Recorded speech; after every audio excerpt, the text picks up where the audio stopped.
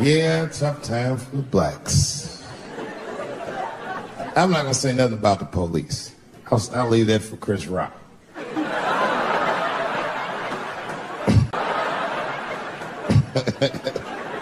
The other big sports story was fucking Ray Rice's tape. Anyone see that Ray Rice tape? I can't stop watching it. It's fucking awful. It's the most violent thing I've seen happen to a woman that was shot in color. Really fucking bad. Like, if I could have froze time at that moment and gave Ray Rice some advice, I don't think there's any way possible I'd be like, you should punch her in the face. It's a fucking terrible idea. At the same time, I also believe she shouldn't have rushed him. What the fuck was he like? Yo, you can't beat him, miss. Don't rush a motherfucker that's trained to stiff on people in the clutch. He's gonna get the upper hand. The only reason I bring him up is because, you know, he's about to play football again. You didn't know that? The NFL was told by a federal judge they had to reinstate Ray Rice because he was transparent with their investigation. He told them exactly what he did. And they can't just change your ruling just because the tape came out. I get it. That's like if I'm hanging out with my buddies and I'm like, hey guys, guess what I did last night? I fucked this big fat girl I met at the club. And they're all like, oh shit, Dave, that's crazy. And then they see a tape of me doing it and they're like, we can't hang out with you anymore, guys. That's not what this crew is all about. I'll be like, what? I told y'all what I did. What's really fucked up is the tape was made before they were married. Isn't that weird? I don't know why she did that. I don't even know why he would do that. As a guy, would you want to live with a woman that you had once punched in the face with all your strength? That's some very bold color purple type shit. Silly, come out here and shave me.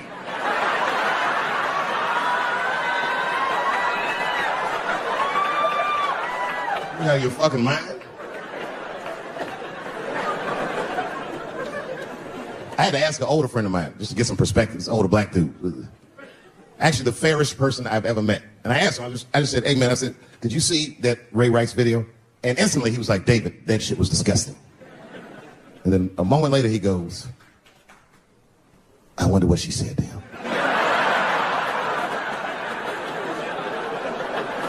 I don't think that matters. I think the idea is you're not supposed to punch her in the face. My wife says terrible shit to me. My wife once called me a pussy in front of dinner guests. I know, I started to get mad, but then I was like, fuck it, she's probably right. I am a pussy, I admit it. I'm soft and warm and persuasive like a real pussy. Right. And then I told her, I said, and if you don't take care of me properly, I might stink, like your pussy. I always fight dirty in the Chappelle household. It's not a big deal. No. If you want to get to the bottom of a matter of the heart, what you're supposed to do is ask a woman. Now, actually, there's two women that I know. They're both college professors in this little area I live in. And I meet them twice a week at Starbucks for coffee. Talk about important shit. And I asked the girls who was in the coffee clutch, I said, yo, why y'all think that this woman stayed with Ray Rice after we punched her in the face with all the strength? And one of my girlfriends said, David, you need to wake the fuck up. She's staying for the money. Well, now, wait a minute, because my other girlfriend was like, I disagree. I think that she actually loves him. And I said, wait a minute, ladies, you know what? I think that you're both right. And what I was doing when I said that was preserving the possibility of a threesome with these bitches. I've been chipping away at this pussy one cup of coffee at a time for like 4 years. I was gonna throw all that hard work away with some Ray Rice shit. I don't care that much.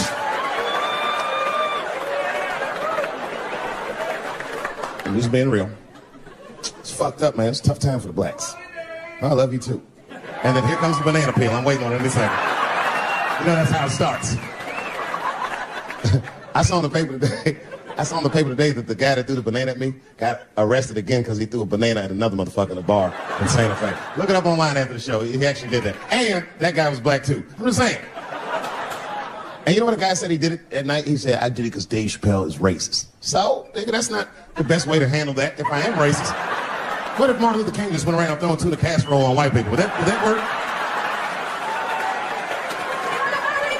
Huh? I seen your girl bubbling. She was drunk as hell, buddy. Listen, sir, I don't know what you're saying, but just take my advice. Get some water in her, or you're gonna have some dry pussy when you get home.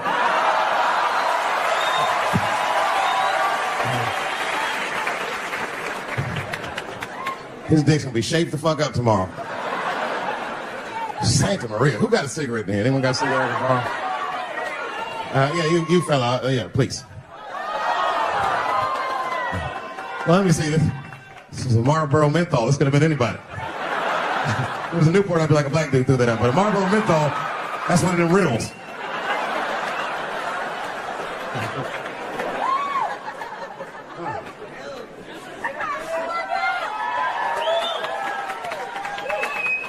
Is the word pussy offensive? All right, just checking. I asked that crowd when we was in Denver, I said, is the word pussy offensive? And the whole crowd said no, except for two people. One was a woman in the front. She's older than me, maybe around my age. Definitely a feminist. You know what I mean?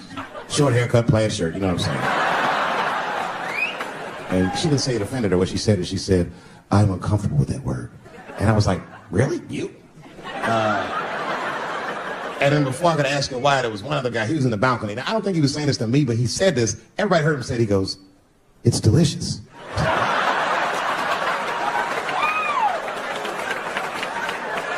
I don't think I've ever heard pussy called delicious before in my life. Now, this is not to say that it's bad, but it's definitely an acquired taste. I don't think any of us tasted pussy our first time like,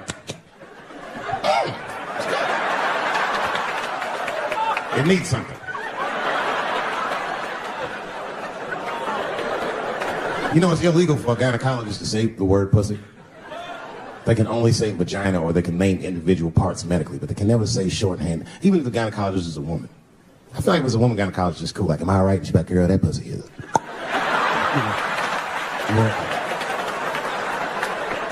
I don't think men should be allowed to be gynecologists.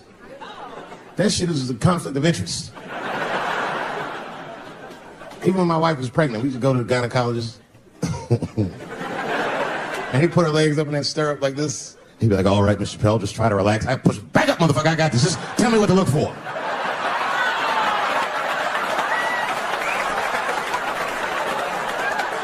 One of those home-style checkups. There's too many ethical questions when men do that. Like, can a gynecologist lose their license for smelling their fingers during an exam? Is that illegal? How could they not? These are men. It's like if you have a good barbecue, you don't even think about it. You just...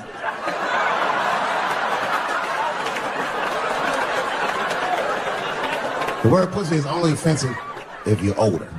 People my age and younger, I don't think we dance to that shit. The song come on the radio, it's I beat the pussy up. That's on the radio. I beat the pussy up. That's a pretty harsh song.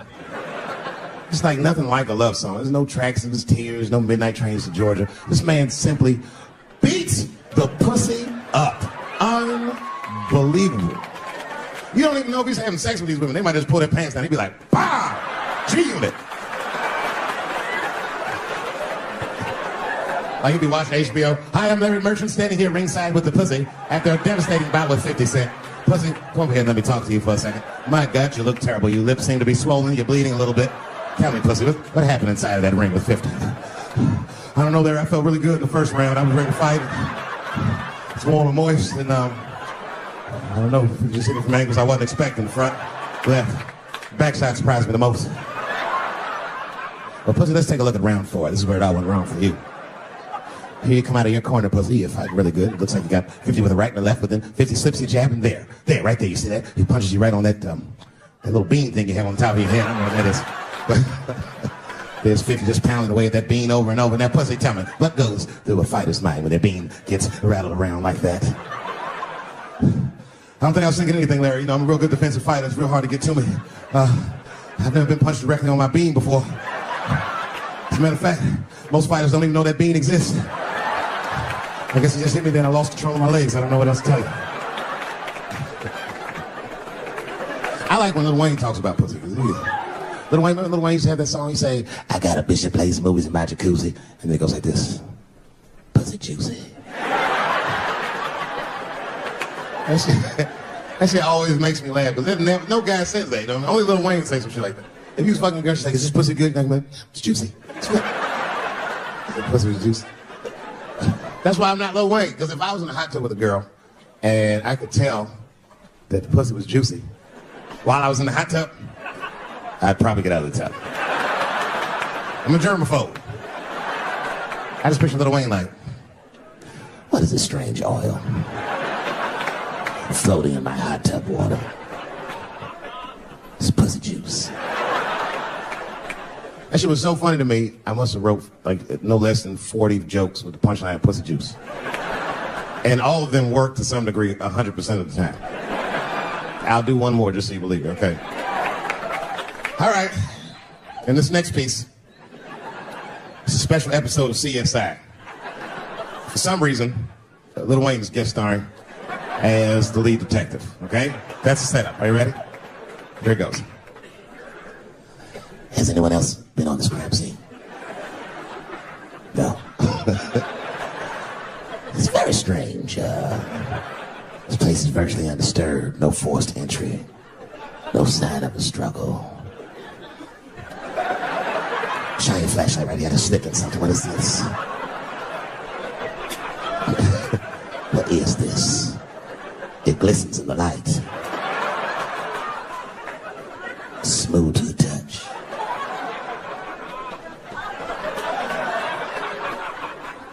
This is pussy juice.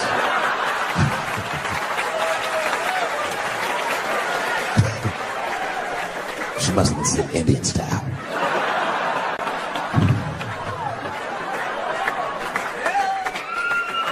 Everybody's mad about something. Recently, I got attacked online by some gay bloggers, and it hurt my feelings. I have no problem with gay people, but I fucking hate bloggers.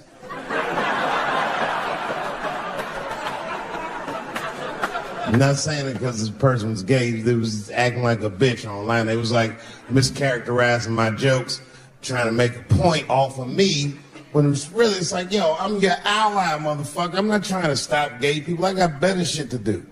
This motherfucker was saying things trying to get gay people to beat me up. Seriously, he was like, Dave Chappelle's jokes. I don't know how he actually talks when he's making his voice up. Dave Chappelle's jokes were an affront to the manhood of all gay men. What the fuck does that mean? I didn't say anything that would allude to gay men not being men. I know you men. In fact, what could be manlier than fucking another guy in the ass? It's the most gangster shit I've ever heard of in my life. I told you I'm not cut out for that. I'm a pussy. You know what I said? That's all I said. First of all, I'll tell you right now what I said. And I will tell you that this was not a joke. It's a true story. And I just happened to tell it. All right, what happened was I went to a gallery party. All right? I don't know who in here has ever been rich before, but these are very nice parties. You know, wine and cheese and baller conversation. And there was a few eccentric types, one of which was a very wealthy man that happened to be wearing a dress. I don't know what you call him now. He was a tranny or a drag queen, perhaps. Whatever it was definitely a man. And this man was definitely on drugs. I don't know what kind of drugs he's on, but I knew he had too much. He didn't look good. It's like this. He's like, he looked sick. And all his friends were standing around him, concerned, trying to revive him. I don't know what it is. It looked like some kind of gay CPR, just fanning and shit.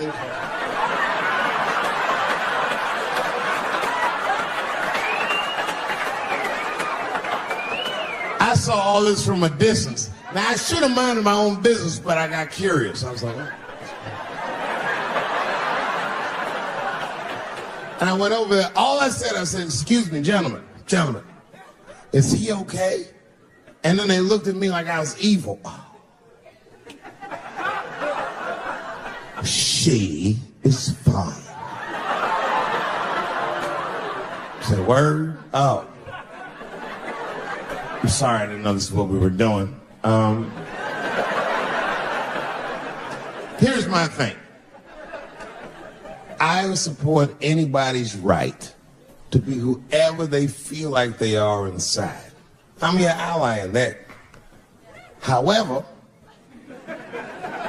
my question is, to what degree do I have to participate in your self-image? Is it fair that I have to change my whole pronoun game up for this motherfucker? That doesn't make sense. Seriously. If I put on an Argyle sweater and I'm like, hey everybody, I feel like a white guy in the sweater and I want some goddamn respect and a bank loan. It's not gonna work.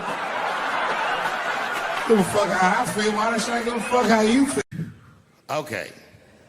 Before I did Killing Them Softly, when I was 22, HBO gave me the biggest opportunity of my life at that time. They gave me a half-hour special, but this shit was not like a special, you know what I mean? It was like, it was generic. It didn't even have a title. It was just Dave Chappelle. And I shot it in San Francisco at a place called Broadway Studios, which is on the second floor of a building. And beneath Broadway Studios is a nightclub. And the special was only supposed to be 30 minutes. And I got ready, I practiced, I did all the shit I was supposed to do. And the night that I taped, 20 minutes into my 30-minute set, I'll never forget this, music started blasting from the nightclub underneath. You could hear it real loud, and it fucked my whole show up, and I was devastated. I was a young man. I really believed in what I was doing, and I thought that my dream had been killed. So when I got off stage, I ran down the steps to the alley behind Broadway Studios and where the control trucks are parked, and I kicked that motherfucking door open, and I started yelling at all the producers. I was nobody in show business, just a guy that believed in myself. I said, man, you fucked everything up. That fucking music, what the fuck were you thinking? And there was a guy who was a big-time producer, I ain't saying no names, and he stood up, and he said, hey, kid, sit the fuck down. He said, we didn't ruin anything. He said, we made a deal with that nightclub to not play music, and they didn't honor the deal. And I said, who didn't honor the deal? And he pointed to a guy. I'll never forget it. It was an old white man sitting in the Ford Taurus by himself. And he said, that guy right there. And I didn't waste no time or ask no questions. I went to that Ford Taurus and I beat on that window and I said, open the door, motherfucker, I want to talk to you. And that old man looked at me for 1 second and wisely drove the fuck off. And left me in the alley cussing at anybody who would listen. And 2 minutes later, literally 120 seconds later, couldn't have been any more than that, the doors of the kitchen in the alley of that nightclub underneath Broadway Studios flung open. And that old man was standing there, that same old man with reinforcements. He had 2 big goons with him, and he looked at me, and he was calm as a cucumber. He said, you, come here. I want to talk to you. I didn't know anything about the streets at this age. But I found out later in my life that these men were Russian mobsters. And I don't know what you guys know about the Russian mob, but these are the niggas that killed Denzel in Training Day.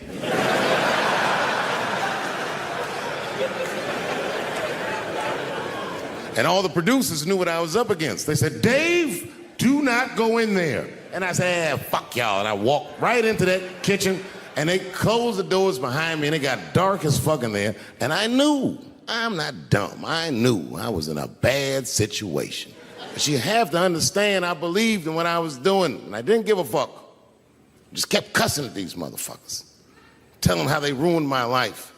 And that old man couldn't believe that I was talking all this shit.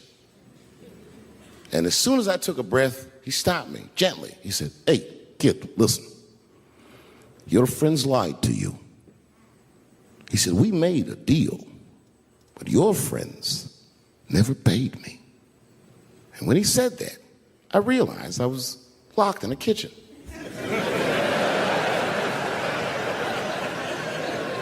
I realized he was telling the truth, which would make me wrong. And the very moment that I realized I was wrong, for the first time, I was afraid. You see, it's a funny thing if you believe you're absolutely right. You can get drunk off the feeling of how right you are. That's why gay people are so mean.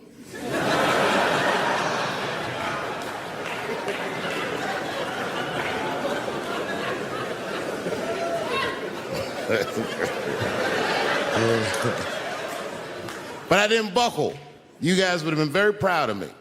I was scared, but I didn't buckle. I said, well then, sir, I owe you an apology. But I believe that no matter what reason that music was playing, it ruined my life. And that old man looked at me with sympathy in his eyes. And he walked over to me and he gently placed his hand on my cheek, which I gotta tell you, is a very emasculating thing to do. I was standing there looking at this nigga's hand on my cheek like,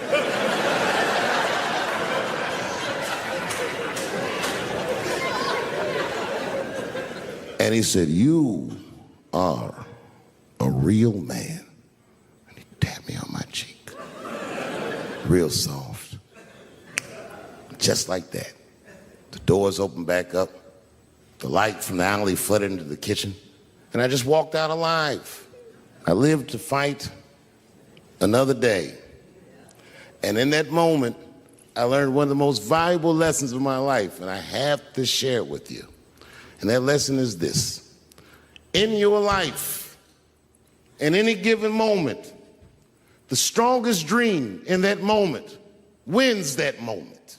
I am a very powerful dreamer. Yeah, I'm not lying.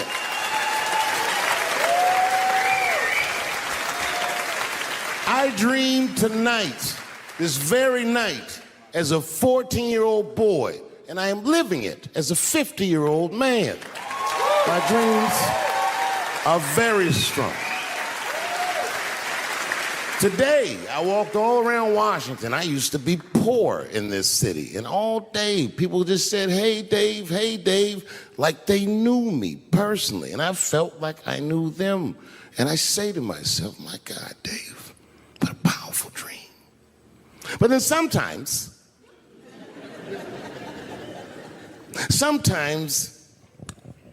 I feel regular. Feel like myself.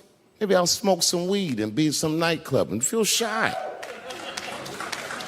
But I'll look across a nightclub and I'll see some guy that no one's ever heard of. But this nigga worked all week and got bottle service. And his bitches bringing Moet with sparklers to him. And I picture in my mind he's Persian. He's doing some kind of weird Persian dance. And he got 6 bitches at his table because he got so much liquor, and they all call him saying, go Cena, go Cena. And I'll be looking across the room like, oh my God, I'm in that guy's dream. I can hear him telling his friends, hey, how was the club last night? Man, that shit was fantastic. I had bottle service. I seen Dave Chappelle across the club looking at me like, ooh, who is that? And that's the trick to life. You have to be wise enough to know when you were living in your dream. And you have to be humble enough to accept when you're in someone else's. It's why I don't judge between Will Smith and Chris Rock. Because you guys look at them as big ideas, but I look at them as fellow dreamers. I can't judge between them because I see myself in both of them. I am Will Smith. I am the man that cannot take it anymore and will slap the shit out of the next person that says a cross word to me or somebody that I love. And I am Chris Rock. I am the man that can get slapped in front of the whole world and keep my composure so I don't fuck anything up. That is what men do. Men make boundaries. Men enforce boundaries. And men test boundaries. And no man tests more boundaries than a trans man.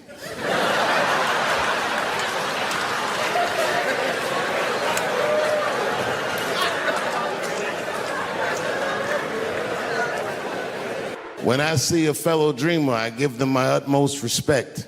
even if I don't understand what their dream is. I know a dreamer when I see one. And I've met many powerful dreamers in my life. None more powerful than a man who calls himself Little Nas X. I met this nigga at a party. I had no idea who he was. But the minute he walked in that party, I knew I was in his dream. Everybody in the party was another dreamer. Everyone was famous, but when that nigga walked in, he was dressed like C-3PO. He was shining.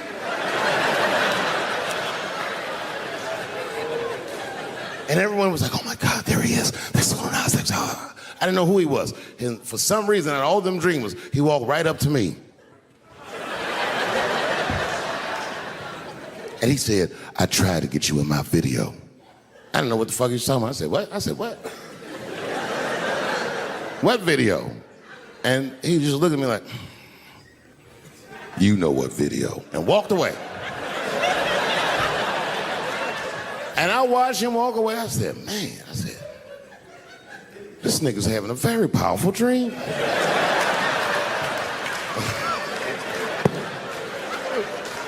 You know what it reminded me of? It reminded me of when we was in grade school. Remember in grade school, the teacher would ask everybody what they want to be? Timmy, what do you want to be when you grow up?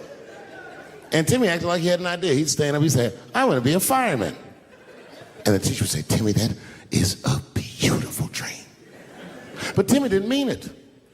Timmy said he wanted to be a fireman because deep down, Timmy's attracted to fire. And by the time he's 14 years old, this nigga's a full-blown pyromaniac, playing with kerosene and matches like a goddamn expert. And then one night he goes downtown with his buddies, fucking around with fire, and burns a warehouse down. And he doesn't know it, but there's 13 migrant workers from El Salvador, and they're in that motherfucker. They get trapped, and then they die in the fire. Isn't that a tragedy? Well, it was an accident. He's only 14 years old, but he's black. So they try him as an adult. And Timmy ends up spending the rest of his life in jail. Dream deferred. Burp, burp.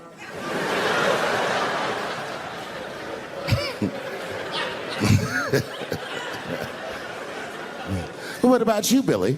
Billy, what do you want to be when you grow up? And Billy stands up and he says, I want to be president of the United States.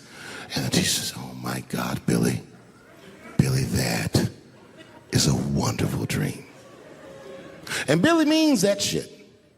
Billy does everything right. That motherfucker gets his grades up. He joins student government. He even does extracurricular activities like show choir just to make his resume look good. He's on track to be president, but junior year he wipes. When he's 16, he gets his girlfriend pregnant and has to drop out of high school to make ends meet. But lucky for him, the local Walmart's hiring. By the time he's 20 years old, this motherfucker makes assistant manager at Walmart. He's the youngest one in the district. He says, oh my God, if I can keep this up for 4 more years, I could be a manager. And if I can keep this up for 6 more years after that, I could even be a regional manager and have as many as 3 Walmarts under my control. And he's a big picture guy. He sees where this path is going, so he kills himself.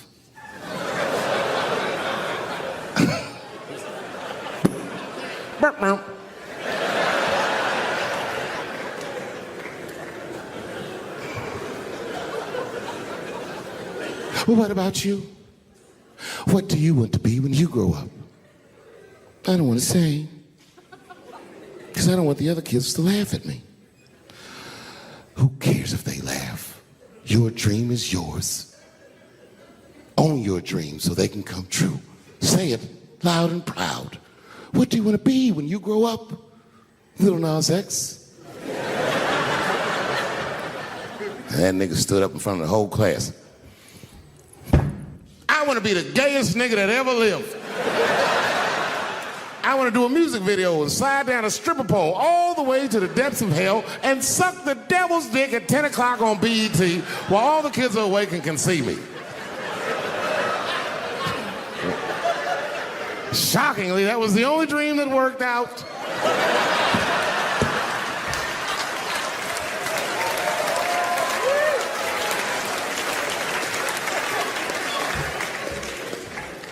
That's why I'm here tonight in the city where I built the dreams that I live. Because I wanted to tell you all that they came true. And I wanted to thank you all for making the man that I am today.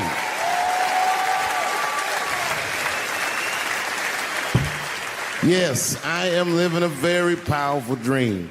Every time I come to this city and I stand in front of you, I realize that, my God, man, this is not my dream at all. It's yours. And I am honored to be in it.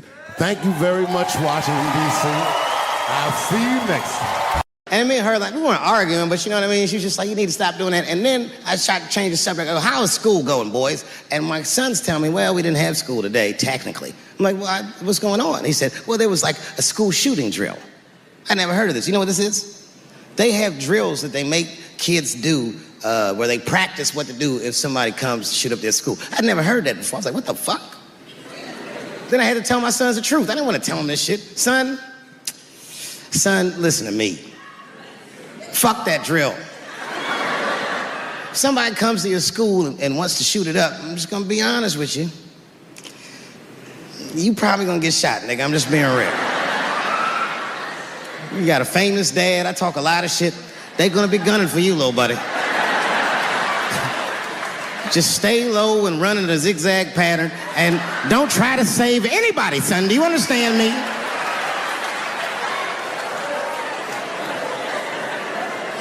Why would you have kids rehearse for some shit they have no control over? All you're doing is training these kids to worry. It's the stupidest drill I've ever heard of. And while you're in there training them during these drills, well, aren't you training the shooter too? This nigga's in here listening and learning like the other kids. Sitting in the back. Where are we supposed to meet?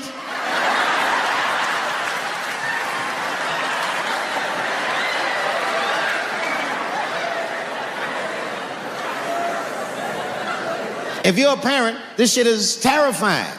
This shit is real scary. All the parents is looking at each other crazy.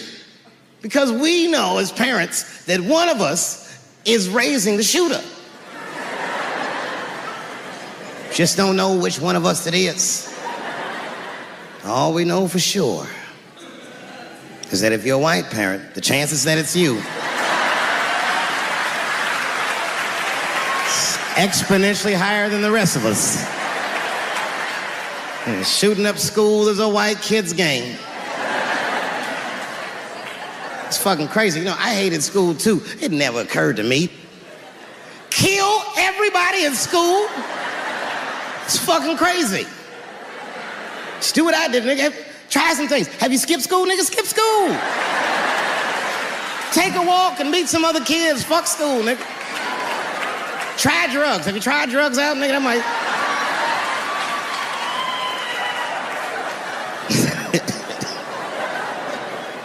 Some scary shit. I've given this a lot of thought. I don't see any peaceful way to disarm America's whites.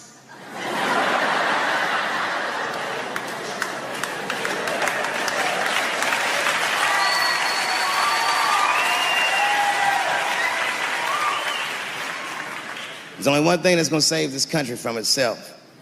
Same thing that always saves this country from itself. And that is African Americans. Right. And I know the question that a lot of y'all have in your minds is, should we do it? Yeah, fuck yeah, we should do it. Listen, no matter what they say or how they make you feel, remember, this is your country too. It is incumbent upon us to save our country. And you know what we have to do. This is a fucking election year. We gotta be serious. Every able-bodied African American must register for a legal firearm.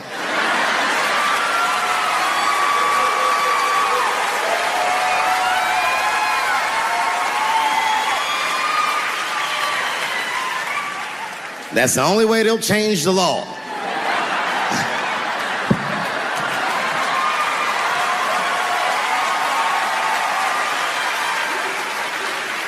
I hate guns, personally. I can't stand them. Yeah, but I have several. I don't want them, but I feel like I need them. Don't forget where I live. I live in Ohio. And anyone that knows anything about Ohio knows that even the word Ohio is an old Native American word.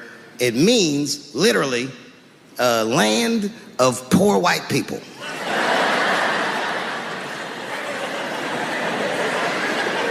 And I don't know what's going on down here, but in my experience, poor white people love, and I mean they fucking love, heroin. They can't seem to get enough of it. I didn't even know what I was looking at first. I was just driving like, why are all these white people so sleepy out here? Do you think?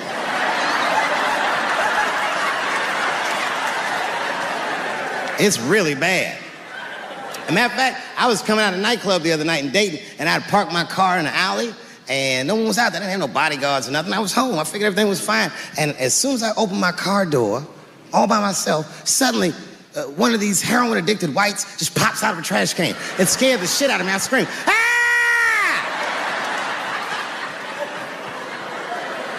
And then I realized it was a woman. She was fucked up. She's like, hey, man. Hey, man, relax, okay? I'm sick, all right? I need some drugs, man. Please, I'll suck your dick for $5, man. I was like, ugh. 2.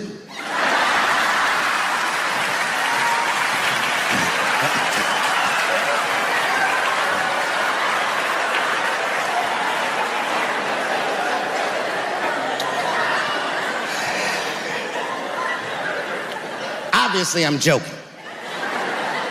This opioid crisis is a crisis. I see it every day. It's as bad as they say. It's ruining lives. It's destroying families. Sadly, you know what it reminds me of, seeing it? It reminds me of us. These white folks look exactly like us during the crack epidemic. You know, it's really crazy to see. And all this shit they talk about on the news about how divided the nation is, I don't believe it. I feel like nowadays we're getting a real good look at each other.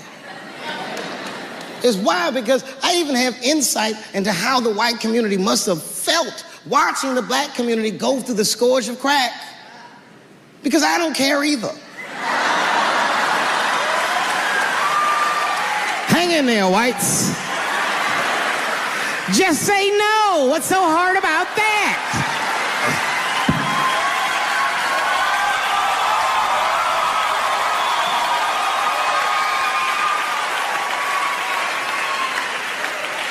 Remember when y'all said that to us? But it's okay. There's no grudges. Now you finally got it right. Once it started happening to your kids, you realize it's a health crisis. These people are sick. They are not criminals. They are sick.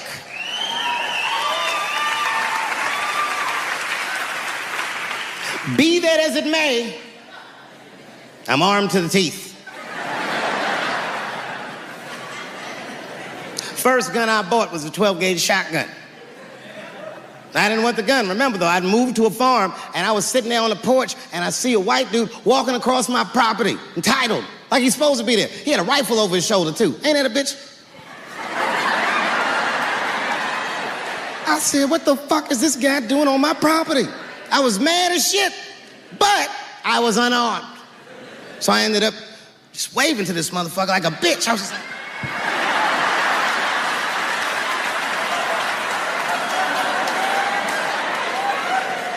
And as soon as he got far enough away, I ran to my car and sped to Kmart. This is in a rural white area. And remember, I was nervous because the guy was on my property. I'm black and I was sweaty. You know what I mean? And I ran to the gun counter, black and sweaty, sweating and black. And I looked up at the nigga, I was like, I look like a slave or something. I said, I need a gun immediately, like that, just like that. The guy didn't answer, no questions. He just grabbed a 12-gauge shotgun, handed it to me. I'd never even held a gun before. I'm not a dummy. I'm like, well, I need some bullets too. And the guy reached under the counter, put 2 box of shells on the counter. He said, all right, buddy, which box do you want? And I didn't know. One box had pictures of some ducks on it. The other box had a picture of some deer. I said, well, what's that box with them ducks? He said, oh, that there's birdshot. And then he goes just like this, I'm not exaggerating, he goes, that won't kill a man.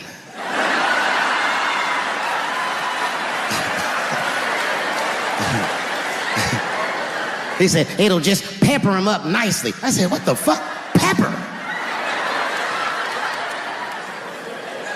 You know what it means to pepper a motherfucker up? It means that when the shell explodes, hot BBs will shoot out of the barrel of the gun, not killing a motherfucker, but penetrating their skin and shallow flesh. Boy, that's gotta hurt. Hot BBs? Ha ha! Remember when Dick Cheney shot a motherfucker in the face and he lived? That was birdshot. I said, well, what's that box with the deer on it? He goes, oh, that there's buckshot. That'll put a hole in the goddamn truck. Thank you very much for being here. But before I start tonight, I just wanted to read a brief statement that I prepared. I denounce anti-Semitism in all its forms. And I stand with my friends in the Jewish community. And that, Kanye, is how you buy yourself some time.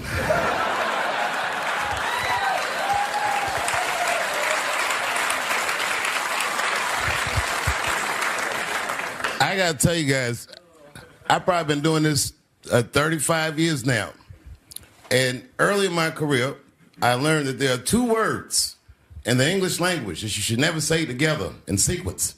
And those words are the and Jews. I've never heard someone do good after they said that.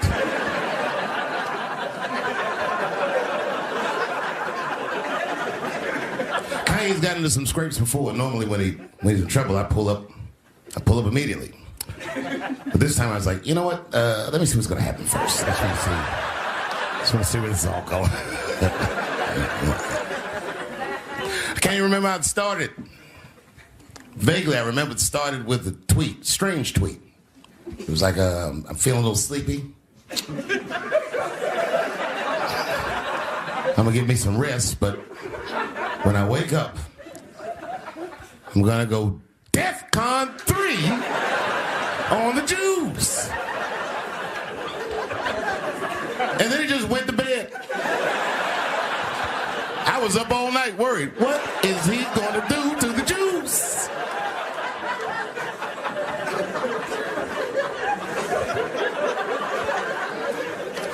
I grew up around Jewish people. I have a lot of Jewish friends, so I'm not freaked out by your culture. I know a little bit about it just from hanging around. Be like, yo, let's go out at school tomorrow. They'll be like, we can't go out. It's Shana Na tomorrow. I'll be like, where? What is Shana Na? I had so many questions. Why do some of your people dress like Run DMC?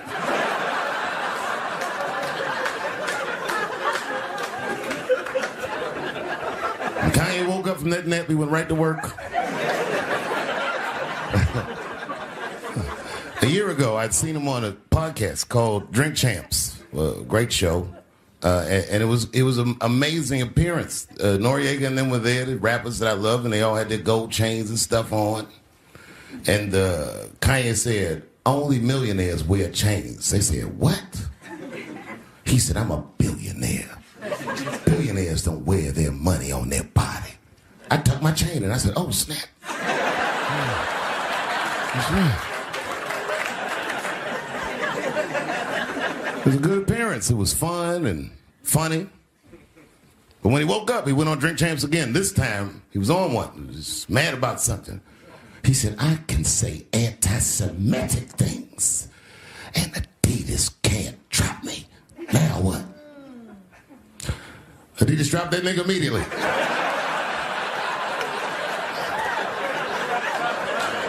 Ironically, Adidas was founded by Nazis. And they were offended. I guess the student had surpassed the teacher.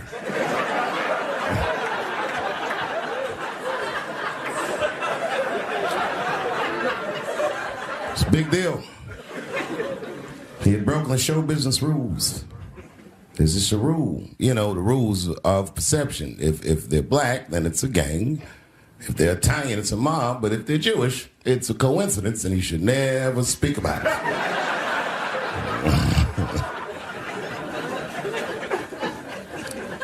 Kanye got in so much trouble, Kyrie got in trouble.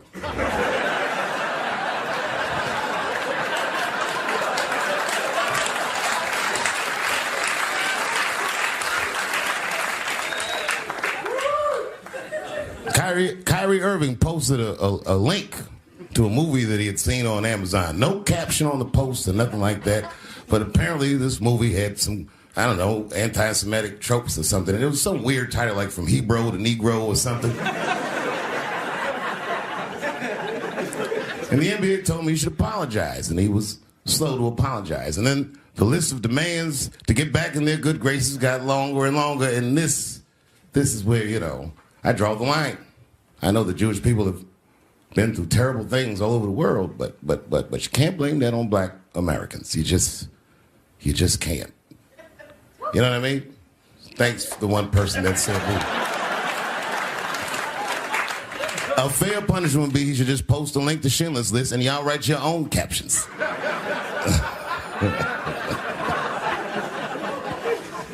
Kyrie Irving's black ass was nowhere near the Holocaust. In fact, he's not even certain it existed.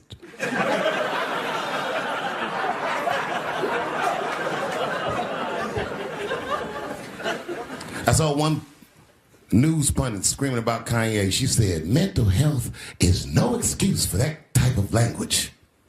Yes, it is, bitch. You can kill somebody if you're mentally ill.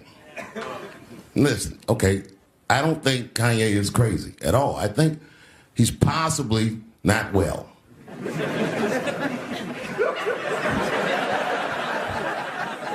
Well, I've been to Hollywood. I don't want y'all to get mad at me. I'm just telling you. I've been to Hollywood. This was just what I saw.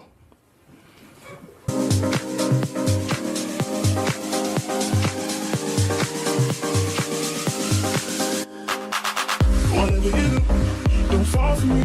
Don't put your trust in me. Don't even lie for me. I want you, honey. I don't get you. It's a lot of juice. Like a lot. But that doesn't mean anything. You know what I mean? There's a lot of black people in Ferguson, Missouri. Doesn't mean we run the place.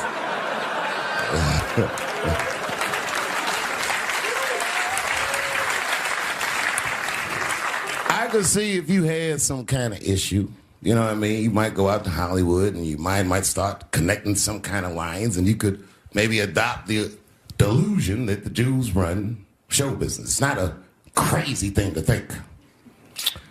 But it's a crazy thing to say out loud in a climate like this.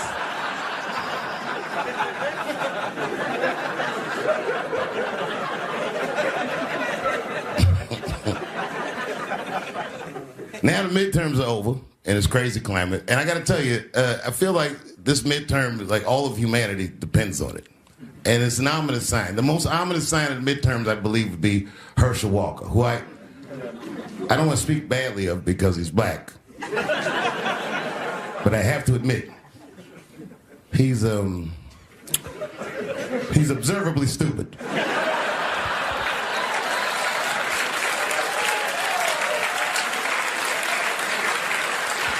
Even when he's not talking, his mouth be open a little bit like. He's the kind of guy that looks like he thinks before he makes a move on tic-tac-toe.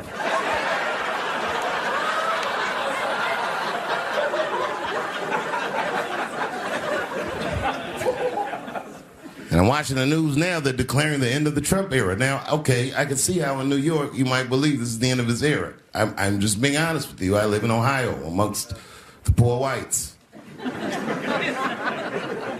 A lot of you don't understand why Trump was so popular, but I get it, because I hear it every day. He's very loved. And the reason he's loved is because people in Ohio have never seen somebody like him. He's what I call an honest liar. Well, I'm not joking right now. He's an honest liar. That first debate, I'd never seen anything like it. I've never seen a white male billionaire screaming at the top of his lungs, "This whole system is rigged," he said. And across the stage was a white woman, Hillary Clinton and Barack Obama, sitting over there looking at him like, "No, it's not." I said, "Now, wait a minute, bro. It's what he said."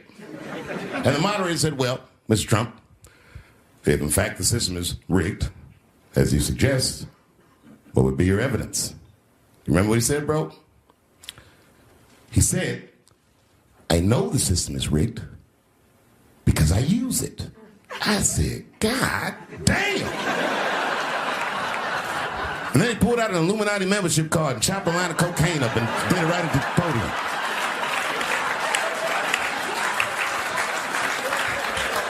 No one had ever heard someone say something that true. And then Hillary Clinton tried to punch him in the taxes. She said, this man doesn't pay his taxes. He shot right back. That makes me smart.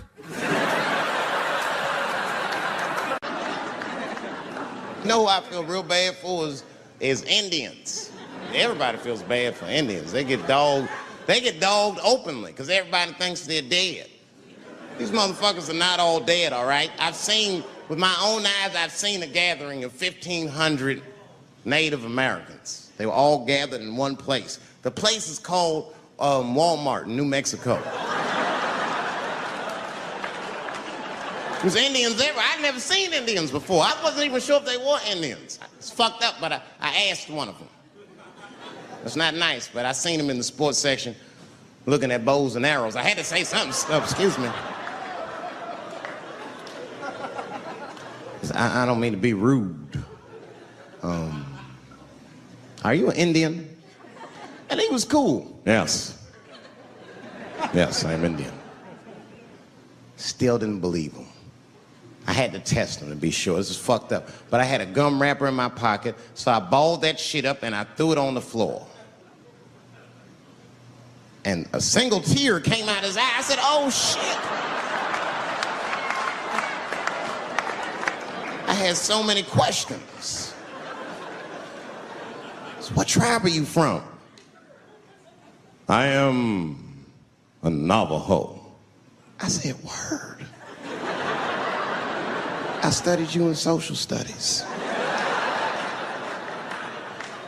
You're a hunter-gatherer, correct?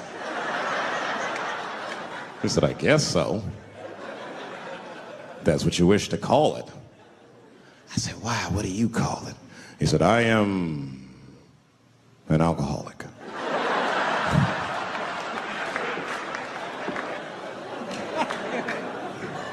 I said, well, what's your name, dog? He said, please. Dog is my cousin. That was a good guess. My name is Running Coyote. What is your name, friend? And that shit caught me off guard. I mean, I didn't want to say my name was Dave to a motherfucker named Running Coyote. This don't feel good enough. He just put me on the spot. I said, huh? My name, what? Oh, my name's Blackfeet.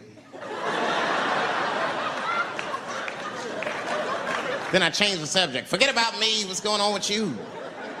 I want to meet your chief. Why don't me, you, and your chief and your friends get together tonight? We could have a real live peace pipe smoking ritual. We need to celebrate, nigga. I thought you were dead. And he set it up. It was beautiful. It was just like I dreamed. We was all sitting around. Them Indians was beating the drum. Some other Indians came out the back with a long blanket that was folded in half and put in front of us. Opened that shit up, and on the blanket was a long wooden pipe with feathers. And bags of weed were all over the blanket. Chief walked over.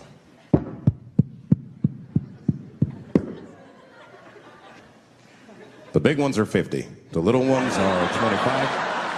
And these are 10.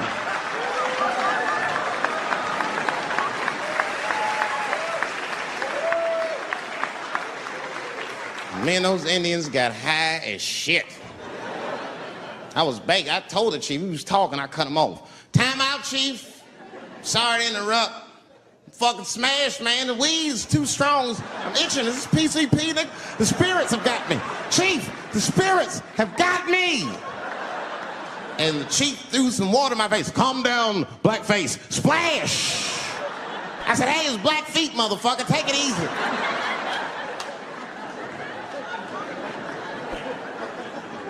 Blackfeet, you're welcome to stay amongst me and my tribe for the night until the spirits leave you.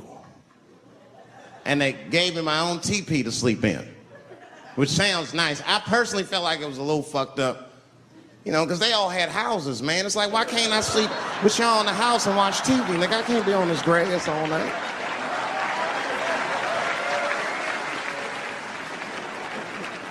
Yeah, Indians is rude, man. Everybody's rude. Indians, they eat nasty food. All they ate was corn and shit. Doritos, I think they call it. That's right. People only see the surface. They see the division in our foods. Just because I eat chicken and watermelon, they think that that's something wrong with me. Let me tell you something. If you don't like chicken or watermelon, something is wrong with you, motherfucker. There's something wrong with you. Where are all these people that don't like chicken and watermelon? I'm sick of hearing about how bad it is. It's great. I'm waiting for chicken to approach me to do a commercial, nigga. I'll do it for free, chicken. It's the least I can do. They make fun of Latin people for eating, what y'all eat? Beans, rice, corn. Listen, that's not a reason to hate a motherfucker, all right? It's funny, but it's not a reason to hate. The only reason these things are even an issue is because nobody knows what white people eat. You've been very good at keeping that shit a secret amongst yourselves. I study white people. You don't know that. I'm writing a paper on you. Not even for school, nigga, just to do it, just to get, I'm just doing this independent research. I'm spending my money, that's why I'm working so hard. I follow you around grocery stores. They freak out. I just try to peek in the cart. They always say, get away from my cart, nigga. What are you looking at? Chicken and giblets are over there. You must be lost. These are vegetables.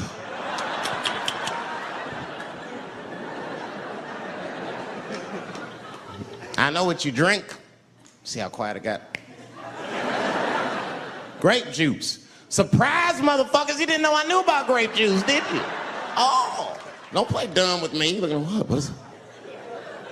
A lot of black people don't have the privilege of knowing about grape juice because they have grape drink. It's not the same formula that you get. Ain't no vitamins in that shit. You might have one of your black friends over. Todd, would you care for a glass of grape juice? What? Nigga, what the fuck is juice? I want some grape drink, baby. It's purple. I don't think I know what a grape drink is. What? I have some apple juice if you want. What the fuck is juice? I want some apple drink. Scream.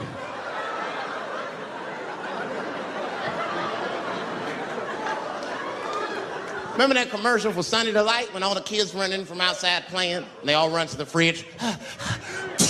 All right, I got some purple stuff, some Sunny D. As soon as you say Sunny D, all the kids go, yeah! Watch the black kid in the back. If you ever see that commercial again, look at that black kid. He'd be like, I want that purple stuff. That's drink, nigga, that is drink. They want drink. I want all them vitamins, nigga, I want drink.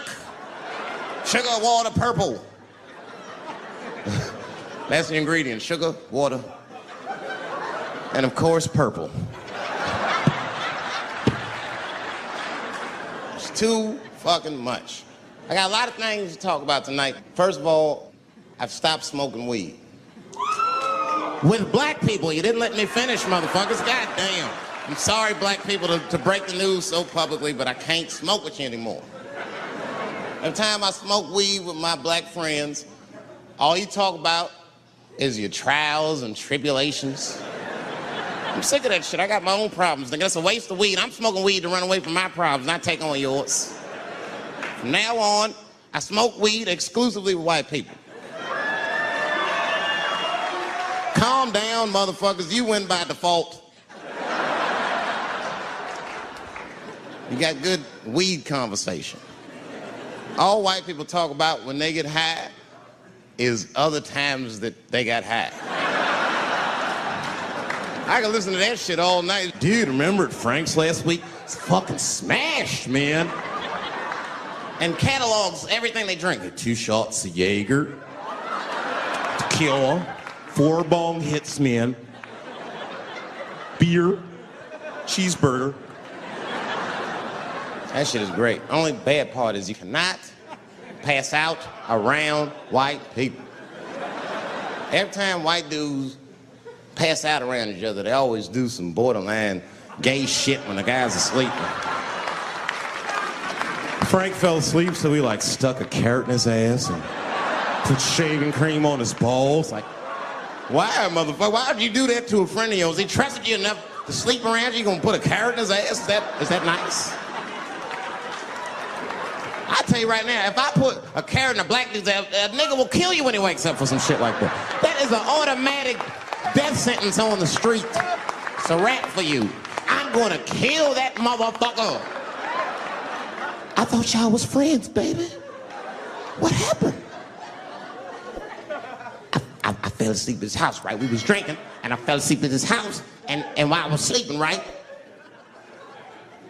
I'm just gonna kill that motherfucker, all right? That's all you need to know. And fuck carrots. Listen, you know, when I was growing up, I was probably about 8 years old, and at the time, we were living in Silver Spring. Yeah. Yes. Common misconception about me in D.C. A lot of people think I'm from the hood. That's not true. But I never bothered to correct anybody because I wanted the streets to embrace me. As a matter of fact, I kept it up as a ruse. Like sometimes I'll hang out with rappers like Nas and them, and these motherfuckers will start talking about the projects. Yo, it was wild in the PJs, yo. And I'll be like, word, nigga, word. But I don't know. I have no idea. My parents did just well enough so that I could grow up poor around white people.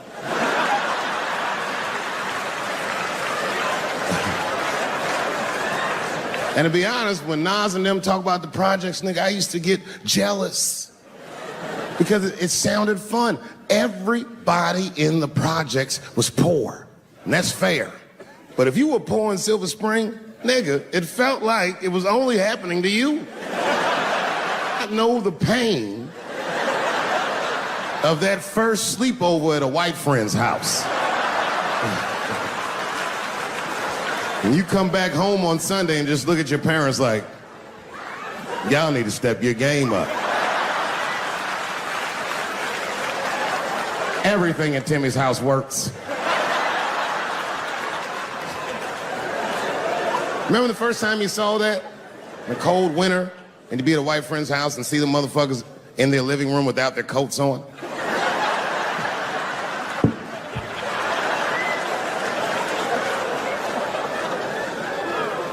Timmy was one of my first white friends, like, in my life, man. He was a good dude, too. He moved to Silver Spring from Utah, of all places.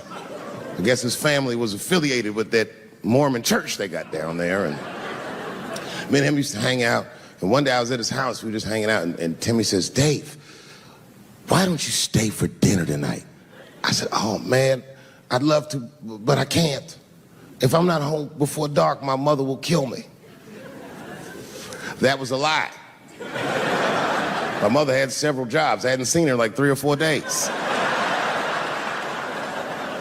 At that point in my life, it was my experience that white dinner wasn't delicious.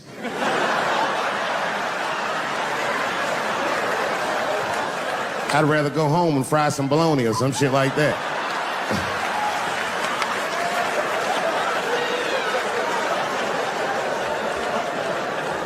But then old Timmy threw me a curveball I wasn't expecting. He said, it's too bad you can't stay, Dave, because Mom made stovetop stuffing. I said, what the fuck, stovetop? Well, hold on, nigga, let me make some phone calls real quick. I had seen that commercial so many times, I had dreamt of getting my hands on some of that stovetop stuffing. And finally, I met a motherfucker that actually had a box of stovetop in the house. I couldn't miss this opportunity, so I pretended to call my mother. And then I came back and I said, Timmy, you're not gonna believe this great news. Mom said I can stay. And he said, fantastic. He said, why don't you come with me and we'll help set the table and then we can say the blessing. I had no interest in setting this motherfucker's table or saying these crazy-ass Mormon prayers. I just wanted that goddamn stuffing. My hands first. My plan was simple. Wash my hands slowly, and by the time I'm done, the table will be set, the blessing will be said, and all that there will be left to do is eat. Went to the bathroom. I washed my hands very slowly. I must have been in there for about 10 minutes. And suddenly, one of his mothers came to the door.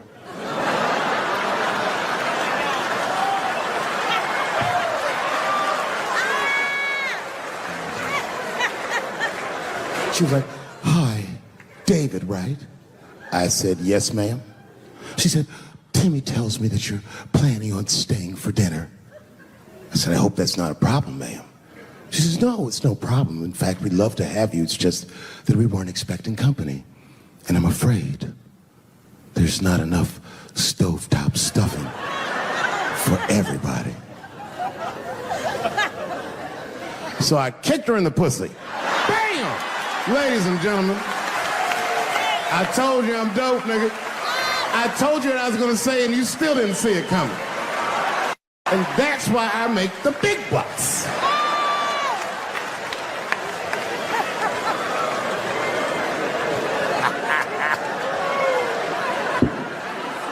Oh my God. But there's a more important reason that I would stop doing comedy right now. And this reason is the real reason that's been percolating, and it really is the crowd, not you. I'm talking about the crowd on the big stage. It's too hard to entertain a country whose ears are so brittle. Motherfuckers are so sensitive, the whole country is turned into bitch-ass niggas.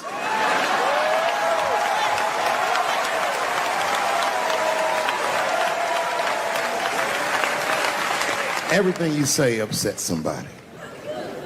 You know, I can remember when it all started. It was when I was doing Chappelle show. When I was doing Chappelle show,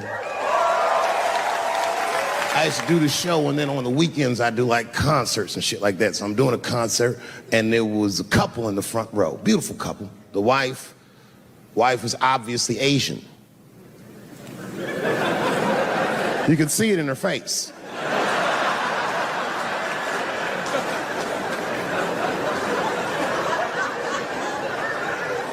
The husband, this motherfucker was mysterious, to say the least. Couldn't quite pinpoint where he was from. Caramel-colored fella, very nice hair, but it could have been from anywhere. Bangladesh, Mexico. I can't guess with a nigga like this. All I knew for sure about this guy is that his wife was a bitch. I could see that in her face, too. No, he was laughing and having a good time, and she was scowling at me at a goddamn comedy show. I couldn't figure it out. And then I realized at some point that she was pregnant, and I was smoking on stage. I said, "Oh my God, that's probably why she's mad." So I started to put my cigarette out, but then she hit me with one of them fake non-smoker calls. So I just kept smoking. I thought to myself, "Bitch, that babe will be fine, relax." And I tried to break the tension. I just asked her. That's all I said. I go, "Hey, where are you guys from anyway?" And I could tell that she was on to me. She goes, very condescendingly, she says, "I'm from California. If you're asking my ethnicity, I am Chinese." He was like, "I'm Mexican, bro." I said, "Well, I'm sorry if I offended you by asking, but you're a very beautiful couple. And miss, there's no question that you're going to give birth to the hardest working baby this world has ever seen."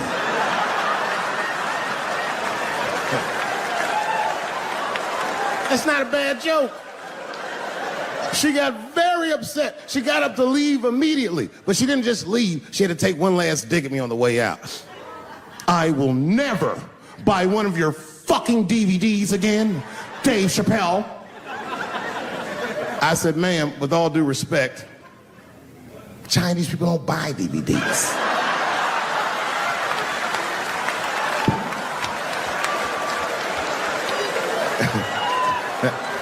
And the crowd went crazy. We were all laughing, having a good time. I didn't even think anything of it. And then just 3 days later, this lady sends a fucking letter to my promoter telling him not to book me for shows anymore because I was, quote, racist, and I'm quoting her, insensitive to the nature of my interracial marriage. I was like, word, bitch, I was.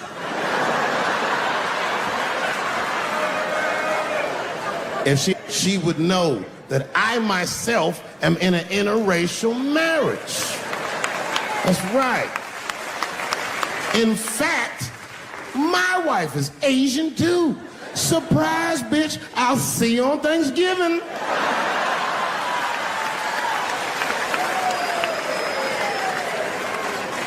But my wife's not Chinese. She's Filipino. That's right. And our kids are Puerto Rican somehow, so there you go. But I don't give a fuck about interracial marriage. In fact, you know what? My mother is half white. A lot of people don't know that. Well, all right, you were a little too excited, but okay. A lot of people don't believe me when I say that, but it's true. You can't tell looking at me, but if I grew my hair out, you would think you was at a fucking Cat Williams concert. My shit is beautiful. A couple years ago, I was in Ohio at a shopping mall. An old white lady, this is true, she was following me around the mall, which sounds paranoid, but I'm sure she was following me. Mean lady, too. You ever see a woman with lines on her face that just tell you, like, even if she smiled, it looked like it would hurt the muscles in her face? I knew she was following me because she was at places that had nothing to do with her. I'd be looking around like, what is this old bitch doing in GameStop and Foot Locker and all the places I like to go? Every time I see her, she'd just be looking at me on me. And eventually, I forgot about her. So then after I'm shopping, I go all the way to the back of the parking lot. I'm parked all the way in the back. And as soon as I open my car door, I hear a voice go, David Chappelle. Just like that. I didn't even have to look. I knew it was her. And I looked back, and sure enough, there she was, that face. To be honest with you, she probably wasn't even that old. She's probably around my age. But she was a white woman. This bitch looked terrible. I kept my cool. I was nice. I said, hello, miss. And she didn't say anything back. All she said was, I watch your comedy. I said, uh-oh. And then she says, it's true, she goes, it sounds to me like you hate women. I said, well, you know what, miss? It's art. And you're free to interpret this art however you'd like. But I can tell you, as the maker of this art, that I don't believe that I feel that way. And she said, well, I think, and I said, shut up, bitch. Shut the fuck up. Before I kill you and put you in the trunk, ain't nobody around here.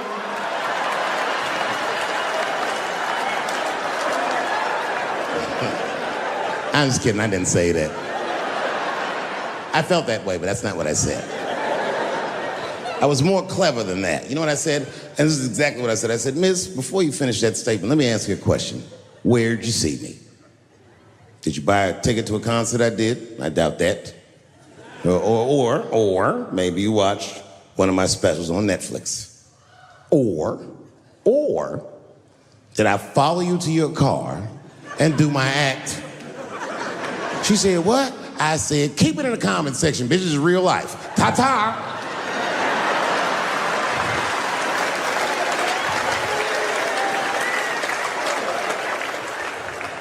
And then I drove off. You can see it. You ever have this happen? This is how confusing it is. This is the practical application of what I'm talking about. Like a guy be out, this happened to a lot of guys, you be out at a club, bar, right? You're kicking with your boys, and a girl walks by, and man, she looks good. She looks good. Not good in that classical way. I mean, you know, I'm talking good, like she got half her ass hanging out her skirt. Her titties are all mashed together, popping out the top of her turtleneck and shit.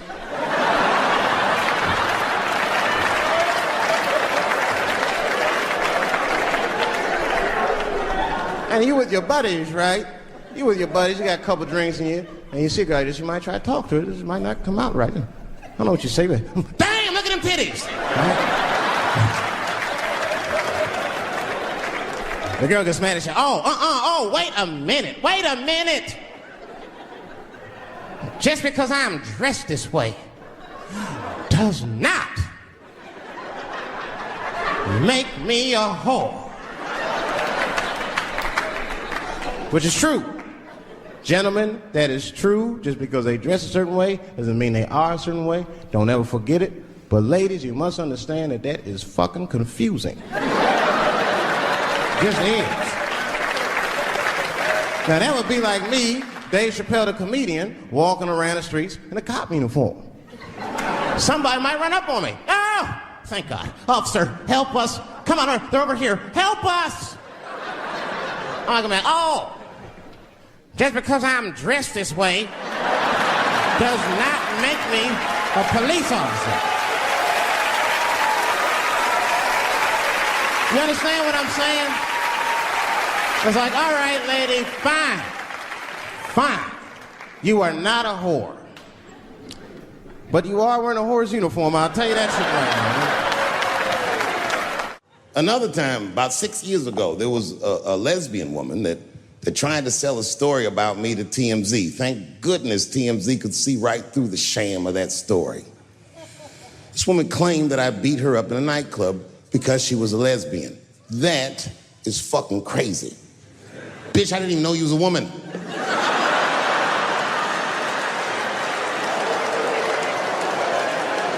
Thank God TMZ didn't believe that. Because I did beat the shit out of her, I'm not gonna lie.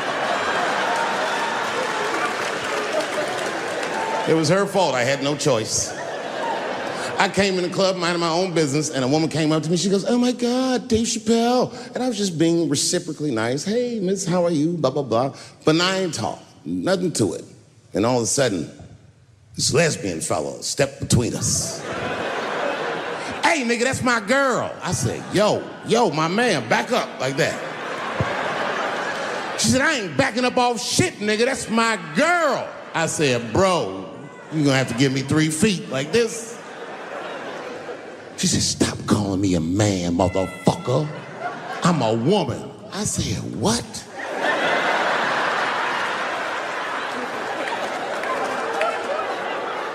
And then I looked deep in this nigga's cheekbones. I said, oh my God, you are a woman. It's just too much for me to even wrap my mind around. But I tell you what, I unballed my fist immediately, and I softened my posture so that she would know she's in no danger. I even changed the tone of my voice. I said softly, sweetly, like a pimp might say. Bitch, I'm about to slap the shit out of you.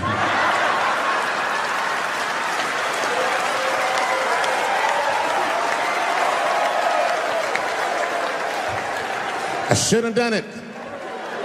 Oh, I wish I didn't say that. She dropped that foot back. Boop. She was in a perfect southpaw stance. Her shoulders were angled correctly. Her head movement was good. I said, oh no!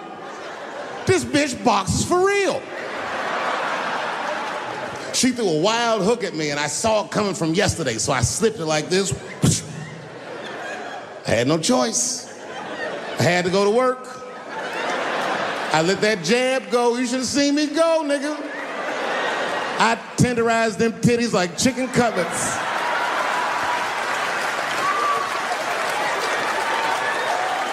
I whooped the toxic masculinity out of that bitch.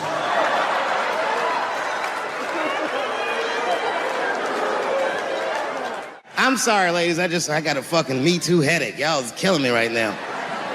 It's really fucking tough to watch what's going on. You know, ladies, I said it in my last special, and I got in a lot of trouble for this. I told you were right. But the way you're going about it is not going to work. But I'm biased. I said it. Louis C.K. was a very good friend of mine before he died in that terrible masturbation accident. And it was his room. You read the story. He was masturbating in his own room. That's where you're supposed to masturbate. And then he said, hey, everybody, I'm gonna pull my dick out. Nobody ran for the door or nothing like that. They all just kind of hung out like, I wonder if this guy's serious. And he came on his own stomach. There it is. What is the threat? Have any women ever seen a guy that just came on his own stomach? This is the least threatening motherfucker the earth has ever seen. All you see is shame in their face and cum dripping down like pancake butter.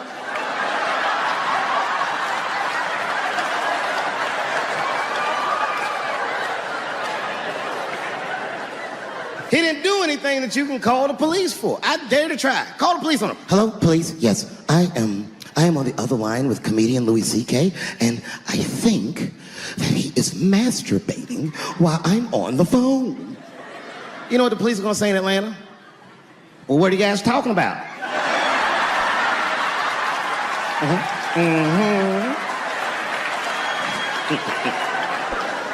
Caitlyn Jenner, whom I've met, wonderful person. Caitlyn Jenner was voted Woman of the Year. Her first year as a woman. Ain't that something? Beat every bitch in Detroit. She's better than all of you. Never even had a period. Ain't that something?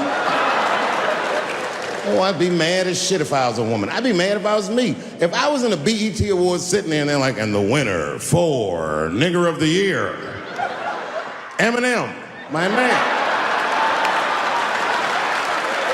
The only thing in our society that bothers me the most is the way that men and women don't get along no more. That's really what's bugging me about it. Men and women just don't get along. Like, I hear women say this all the time. I know a lot of you sisters be like, chivalry is dead. Don't you? Don't y'all feel that way? Like men aren't gentlemen anymore? That's right. Chivalry is dead. And women killed it.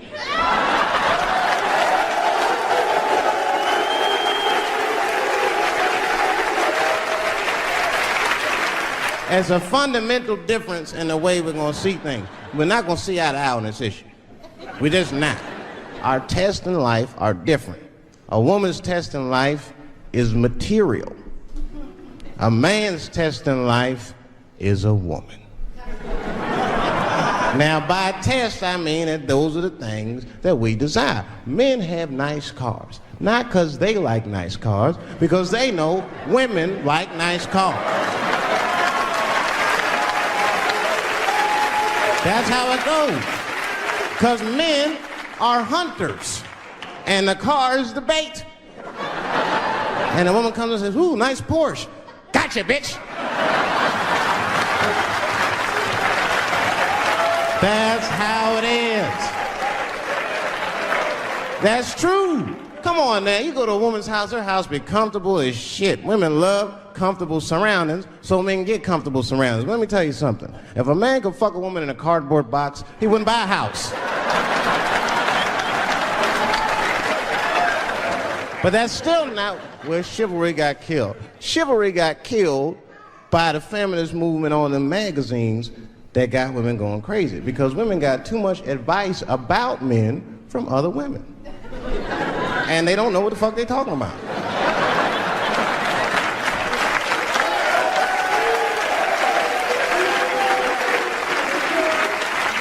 And it's true.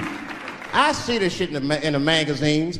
I don't read them, but I be seeing the cover. I be in the grocery store, fellas, you look at one of the magazines like, what is this? And they say on the cover, 100 Ways to Please Your Man by some lady.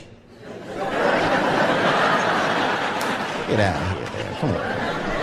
Ain't no 100 ways. That list is 4 things long. Just suck his dick, play with his balls, and then fix him a sandwich and don't talk so much, and they're gonna be happy.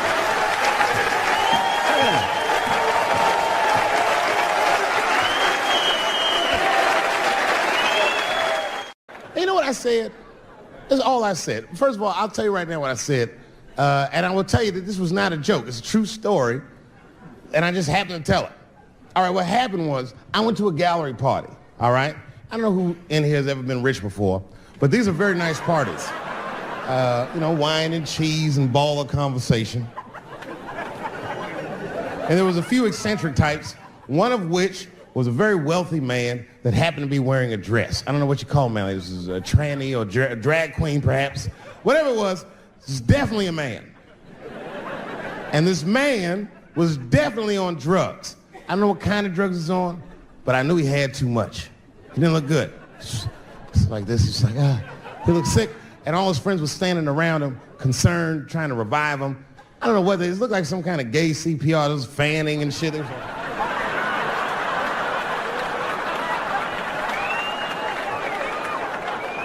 I saw all this from a distance. Now, I should have minded my own business, but I got curious. I was like, oh. And I went over there. All I said, excuse me, gentlemen, is he okay? And then they looked at me like I was evil. She is fine. I said, word? Oh. I'm sorry, I didn't know this is what we were doing. Here's my thing.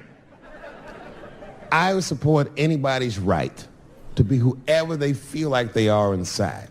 I'm your ally in that. However, my question is, to what degree do I have to participate in your self-image? Is it fair that I have to change my whole pronoun game up for this motherfucker? That didn't make sense. Seriously. If I put on an Argyle sweater and I'm like, hey everybody, I feel like a white guy in this sweater and I want some goddamn respect and a bank loan. That's not gonna work. Give a fuck how I feel. Why should I give a fuck how you feel? Nigger is a pronoun.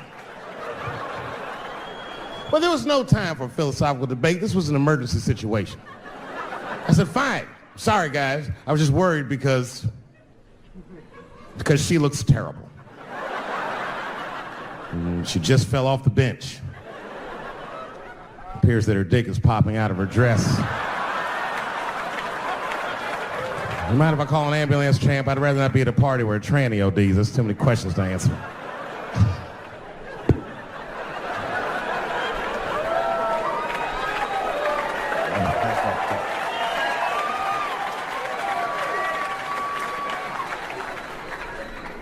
Okay, I've been through this before. I had a friend from high school. Now, in high school, this guy was a thug, right? He was a fucking dope boy. He did it all. He's a wild dude. People used to be very scared of him. And then after high school, word on the street was he'd come out the closet. I personally didn't believe it.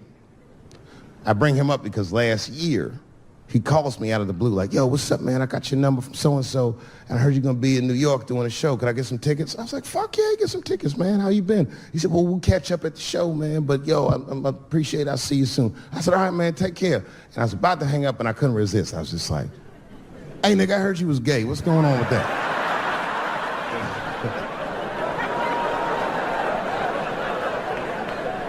And I wish I didn't ask, because he sounded like he was dying to talk about that shit. And he had a long story about it. And it's not that I didn't care, but I was, I don't like talking on the phone. I was watching TV at the same time. So I just wasn't really paying attention like I should. But I was trying to sound supportive, but I didn't really know what to say. So I was just like mumbling shit throughout this conversation. I was just like, nigga, you gay, man. You just gay. Like,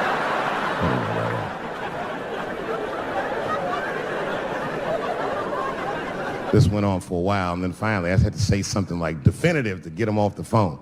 And I was like, hey, man, you know what? Don't let people get you down, all right? And the next time someone tries to make you feel bad about yourself, just remember, everybody fucks funny to somebody.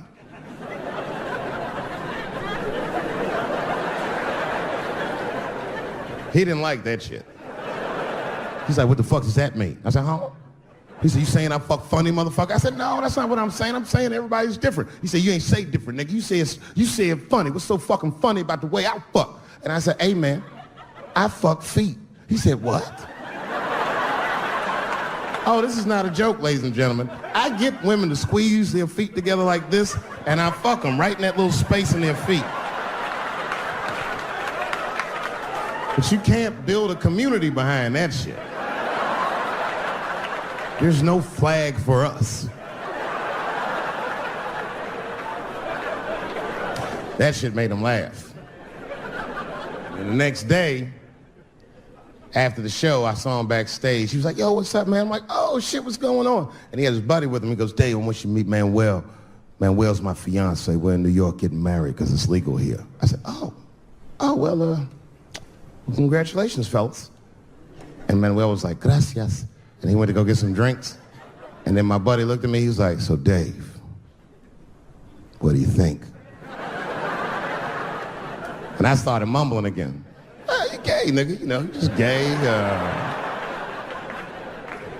He said, yeah, I'm a little nervous about getting married, man. It's a big step. I said, yeah, it is. It's a big step. He said, well, you've been married for a while. You got any advice for us? No, I'm married to a woman. Sorry about that. And they corrected me. He said, no, you married the person that you love. So it's essentially the same. I said, you know, man, the problem with that statement is that it makes the assumption that I love her. But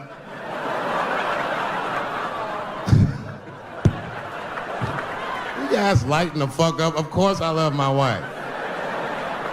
She laughs at this shit. As a matter of fact, she eats and spends this shit. You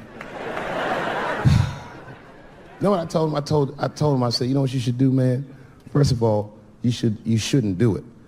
I'm talking about being legally married. It's not that you're gay as much as just legal marriage is a fucking diabolical leverage game in the United States. I'm just being honest. Devoid of religious significance or the idea of love, marriage is nothing but an awful contract that you shouldn't sign. I'm just being real.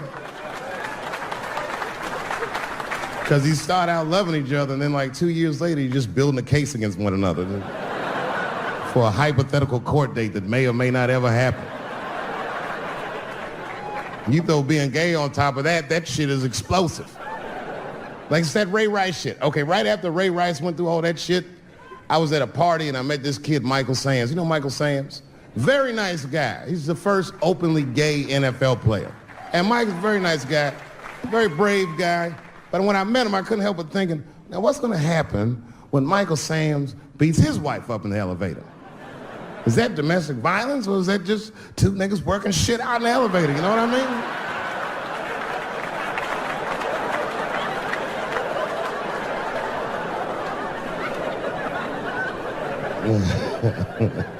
Anyway, I give all married men the same advice, gay or straight. Get a dog. This dog will love you all the time, but she's not going to. It's real talk. I didn't even know about dogs, and my kids got the dog. They brought him home from the shelter, and I didn't even want him. They're like, can we keep him? I said, nope. I said, where'd you even get this dog? They're like, we got him from the shelter. I was like, ugh. Probably something wrong with him. You can't keep him. And then my kids started crying and screaming like the dog had gambling debts. Please, Dad, if you don't let us keep him, they're gonna kill him. I was like, oh. All right, you can keep him. And this dog was a menace. I hated his guts. And then one night I'd smoked a bunch of weed and I was eating a sandwich and Baba came over. Baba's the dog. He came over and was staring at me. This will make you very uncomfortable if you're just looking at you usually.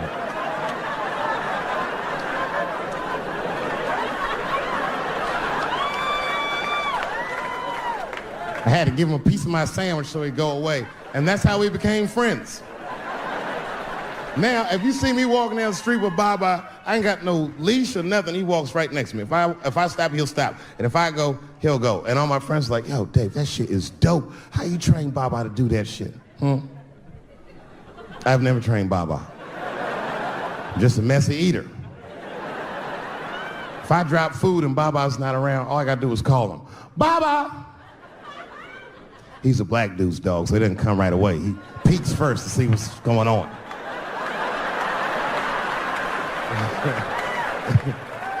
I gotta tap my foot so he can see the food. Over here, little buddy.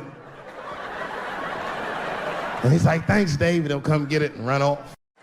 Well, I have some very bad news for the people in the front rows. I heard that some of you paid as much as $800 for your tickets. Sadly, I did this same show a couple weeks ago in Atlanta for $60 a head. Can you imagine? Nigga, you could have flown to Atlanta, got a hotel, had some dinner, and came back and you still have a little money left over, niggas. Paid way too much just to see me in this gay-ass neighborhood. All right, let me roll up my sleeves and tell these pussy jokes. Will told me to say there hasn't been this many pussy references in this room since Cats was here. Boy, I gotta tell you, man, I've been doing this set all week, and boy, I've been telling these jokes, and sometimes niggas look like they're in actual pain over the jokes. None of it's that bad to me, but I understand why it could hurt some people's feelings. So tonight,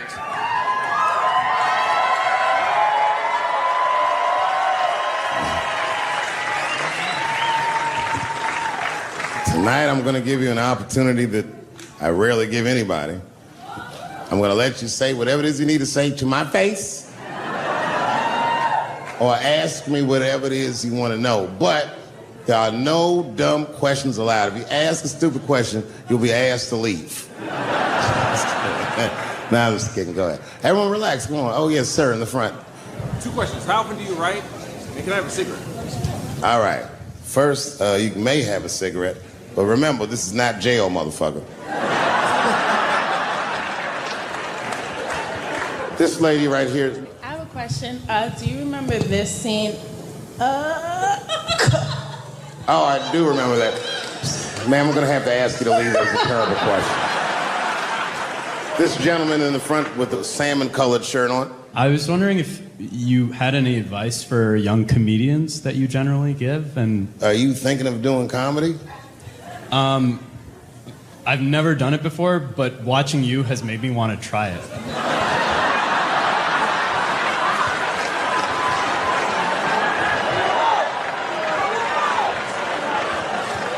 I don't know if that's an insult or not. It's a compliment. It's. I mean, niggas don't say I've never done brain surgery, but it looked a lot easier than I thought. I'm teasing. All right, here'd be my advice. Okay, I don't know how comedians start nowadays, right? But what I would suggest is just start. And once you start, you can't really stop, no matter what happens, no matter how bad it gets, no matter what people say. You know what I mean? Because comedy is weird like that. You know why I hate watching other comedians do comedy? Not because I hate other comedians, but because I love comedy so much. It's like watching somebody else fuck your girl. And I say, fuck her better than that. Yes, you on the aisle up there, the lady with the long... Yes, you, standing up. I see you. My favorite book of all time, The Narrative of the Life of Frederick Douglass.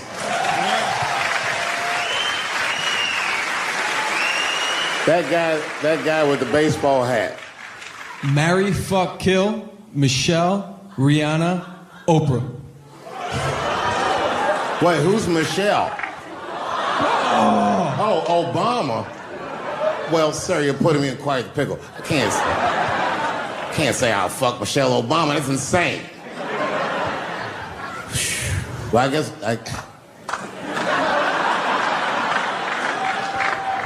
I mean, because I wouldn't kill any of those women. But I'd fuck all three of them.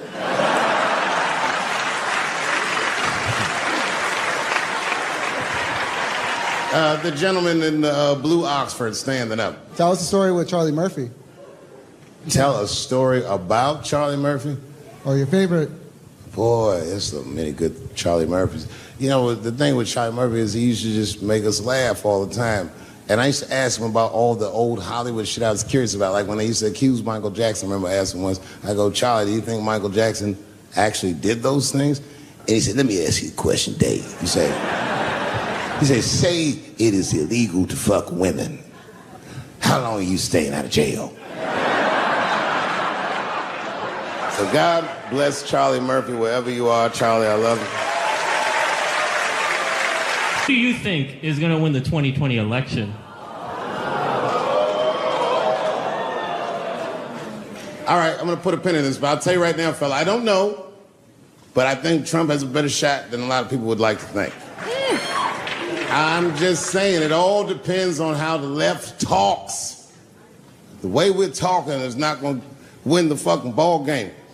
Donald Trump's over there on the right, grabbing handfuls of pussy. Joe Biden can't even smell hair over here. Fuck this side.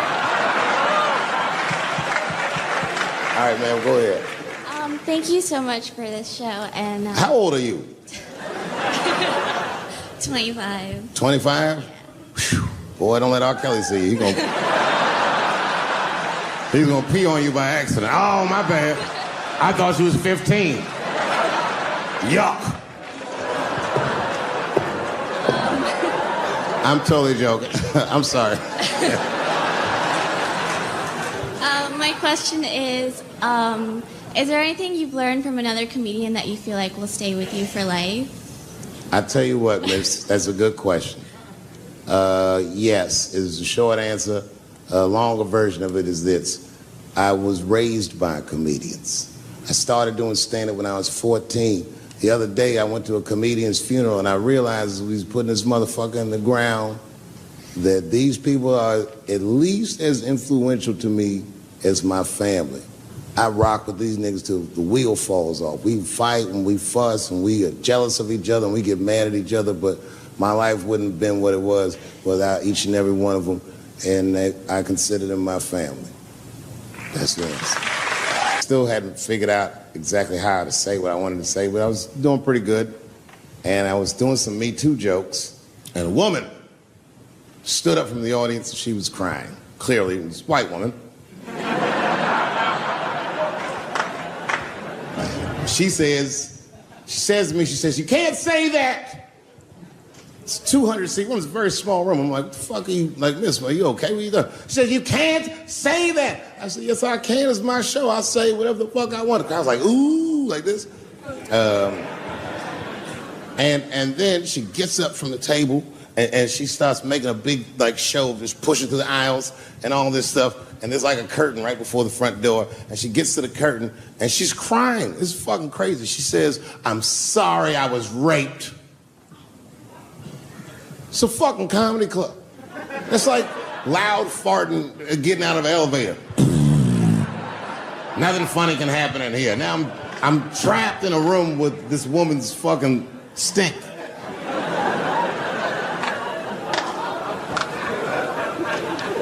And I say, miss, it is not your fault that you were raped. But it's not mine either. Ta-ta, bitch, like this. She storms out. Now the room is very uncomfortable, but I managed to get the crowd back. But I'm like, a little traumatized. Same show, there's a trans woman sitting in the audience. This is a true story. This is like a few weeks ago. I did 6 shows that weekend. This trans woman came to 4 of them. Calls herself Daphne. Man, this chick Daphne was in there cracking the fuck up at everything I said about everybody. It was amazing. She was laughing, and it was fun to watch her laugh. You could tell she was letting go with something that was heavy, and she'd throw her head back, and she'd smile with all her teeth. She was having a great time. And the more fun she had, I felt bad, because I knew I had some trans jokes to unload. And I thought to myself, maybe I shouldn't say these jokes because I don't want to, fuck her evening up. She's having so much fun. But then I thought to myself, well, if I can't say it in front of her, should I say this shit at all? So I let her rip. And to my surprise, Daphne laughed harder at the trans jokes than anybody in the room. In fact, everybody in the room would look at her to make sure it was okay. And I got off stage, I was in the dressing room, I was like, man, this is a fucking weird show. I'm sitting in the dressing room by myself just trying to figure out, what the fuck just happened out there? Why is it that this one woman can't take any of these jokes and Daphne can take all of these jokes? So weird. And then I realized, Daphne used to be a man.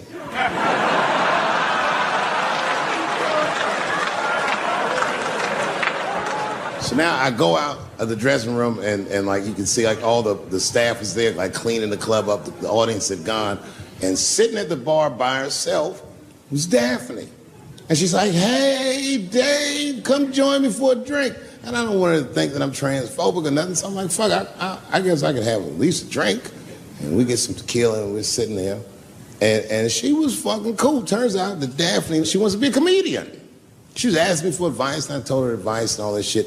And then she says to me, boy, you sure do get a bad rap for your trans jokes. I said, Daphne, thank you, but you don't have to say that. I hope I didn't offend you. She goes, no. She said, in fact, I read about you in the New York Times. I said, you did? She said, yeah. She said, I thought it was interesting that they blamed you for R. Kelly. They said you normalized him for telling jokes about him. I go, yeah, they said that. She goes, I wonder why they never said that you normalized transgenders by telling jokes about us. And I'd never thought about that. It never occurred to me. And we started making out. And then, like, I reached up just to see what it felt like. I was like, what? And it felt like pussy, didn't it? It was just like, go ahead, ask me a question. What the fuck you gonna do if Trump get reelected? What am I gonna do if Trump gets reelected? Probably get a significant tax break.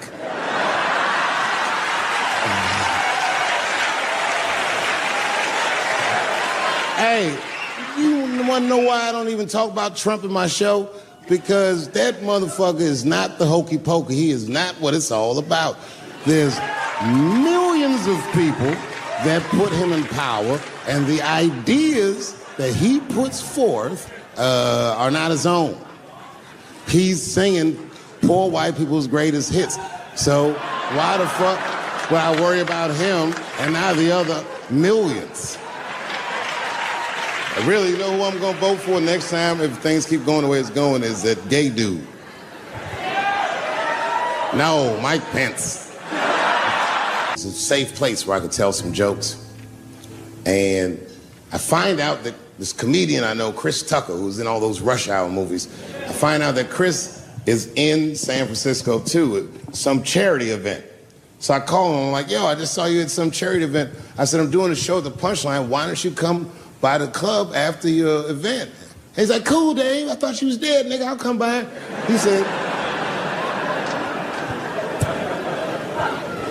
He says, is it okay if I bring some friends? Because, you know, I'm with a lot of people. I go, man, you Chris Tucker. You can bring whoever the fuck you want. And then I show up to the club late that night. And I walk into the dressing room.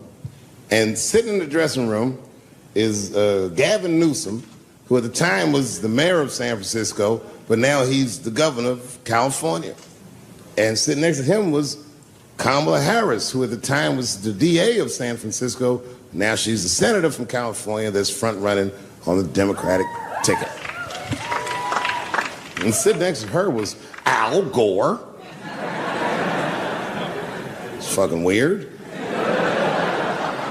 And sitting next to Al Gore was the guys from Google, Sergey, and I don't know how to say these. All right. And it was Chris Tucker and Ben Jealous, who at the time was the president of the NAACP, who was all just at this big charity dinner, and Paul Mooney was drinking scotch. And we all was just in there. And, you know, first I was a little uncomfortable when we started talking, and we all got along really well. At some point, Kamala Harris she says to me, she goes, you know, a friend of mine is announcing his candidacy for president tomorrow. I went to college with him. I'm like, what? I go, Barack Obama? She goes, you've heard of him?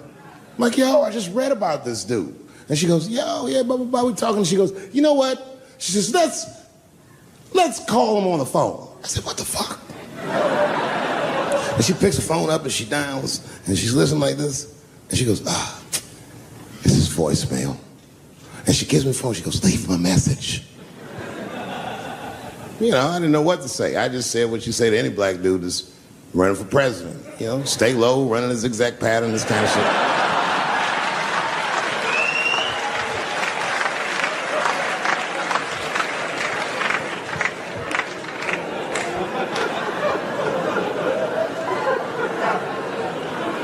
And then the last thing I say is, you know what? I said, sir, I really do believe you can do this. Like, man, I'm wishing you luck.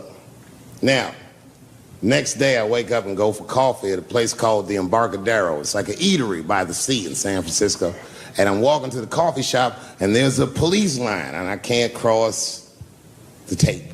But then I figure, fuck it, I'm Dave Chappelle, so I go into the thing like this. and the police yoked me. These motherfuckers like tackle me immediately, and I see over the police's shoulder Gavin Newsom. I couldn't remember his name, but I remember the night before I had kept teasing him and saying he looked like Christian Bale, the guy from the Batman movies. So I see him and I can't remember the name, so I'm just like, Batman, help!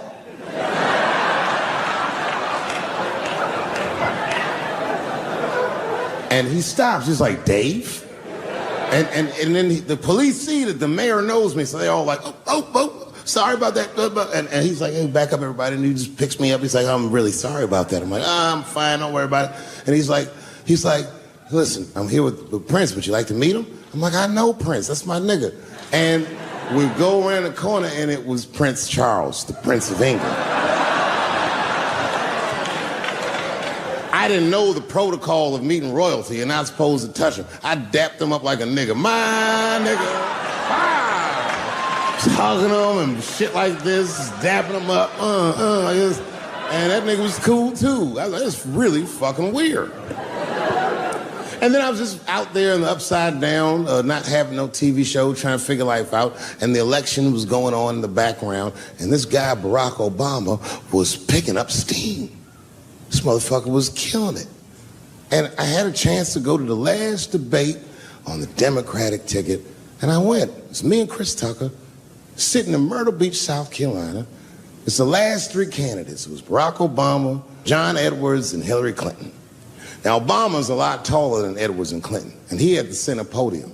And at one point, they're all on stage, and they start fussing, and Obama goes, look, none of us are perfect, like this. And his hands was like this, and there was light shining behind his head, and the other two candidates was looking up at the nigga, and I was sitting in the audience like, this nigga looks like Jesus.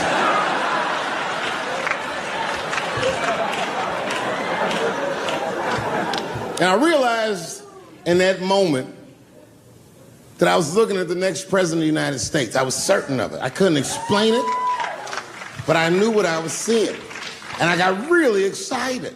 And I'm not that kind of guy. I said, I gotta meet this motherfucker. So I stayed.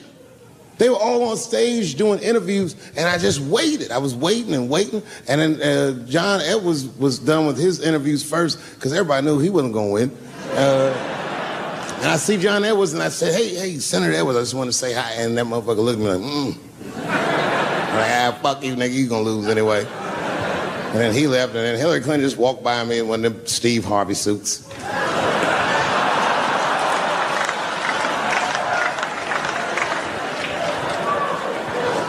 But Obama was taking forever. Everybody wanted to talk to him. When I knew the media saw exactly what I saw, there was no question about it. That was the guy. I waited, and finally, must have been over an hour and a half, he finishes his last interview. He's like, man, thank you very much. Good talking to you. And he turns around, and we make eye contact.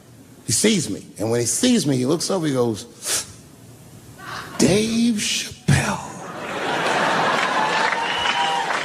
And Obama did me the same way I did Prince Charles. He dapped me up, and he like bro hugged me, and he pulled me in, and I'll never forget this. He said in my ear, I got your message. Thank you very much, New York City. I had written a joke during the AIDS epidemic about having a Goodyear condom. Something, I don't even remember the joke. Something about an industrial strength condom by Goodyear. I just remember all the comedians really liked that joke. And there was an older comedian. And he came to me one night after the show, after he saw the joke, and he said, listen, I got an audition at another comedy club, and I was wondering, do you mind if I do that joke? I just want to borrow it. Now, I'm a kid, I don't know any better. I'm like, borrow it? Well, I guess, sure, if it'll help your career. I let him do the joke. And then weeks later, I was waiting to go on at a comedy club, and he went on before me, and he did the joke. And after the show, I pulled him aside, and I said, hey, man, I don't mind you borrowing my jokes, but you gotta give them back. He said, oh, I forgot to ask you. He goes, let me buy that joke from you for $50. And I said, man, I'd do it, but I'm just starting out. I need all the material I can get. The idea being that the more material I can accumulate, the faster I'll be able to make money for my work. I said, I can't do it. I want my joke back. I'll never forget this. Remember, I was a 15-year-old child. This guy was a grown-ass man. He stood up over me so I could see how big he was. And he said to me, really? I can just take it. And he did. I got scared because I was a child. But I never forgot that. I never forgot that. I was 15 years old. I'm 47 now. I think about this guy all the time. When I look at my own kids and I see how young and innocent they are, I can't believe someone did that to me. And I don't think about it every day because that was the worst thing that happened to me. I think about it every day because that was the first time that someone ever did that to me. But in my career, it has happened many, many times since, where someone would intimidate me or scare me and take something that I believe was mine. I'll tell you another story. Now I'm 18 years old. I'm living in New York City, and I just finished my first road tour, which was a very difficult tour. I'll spare you the details. Now I'm back in New York, but my rent is paid, thank God. And I have $60 to my name, and a woman that I had met in Pittsburgh, a bad Dominican bitch,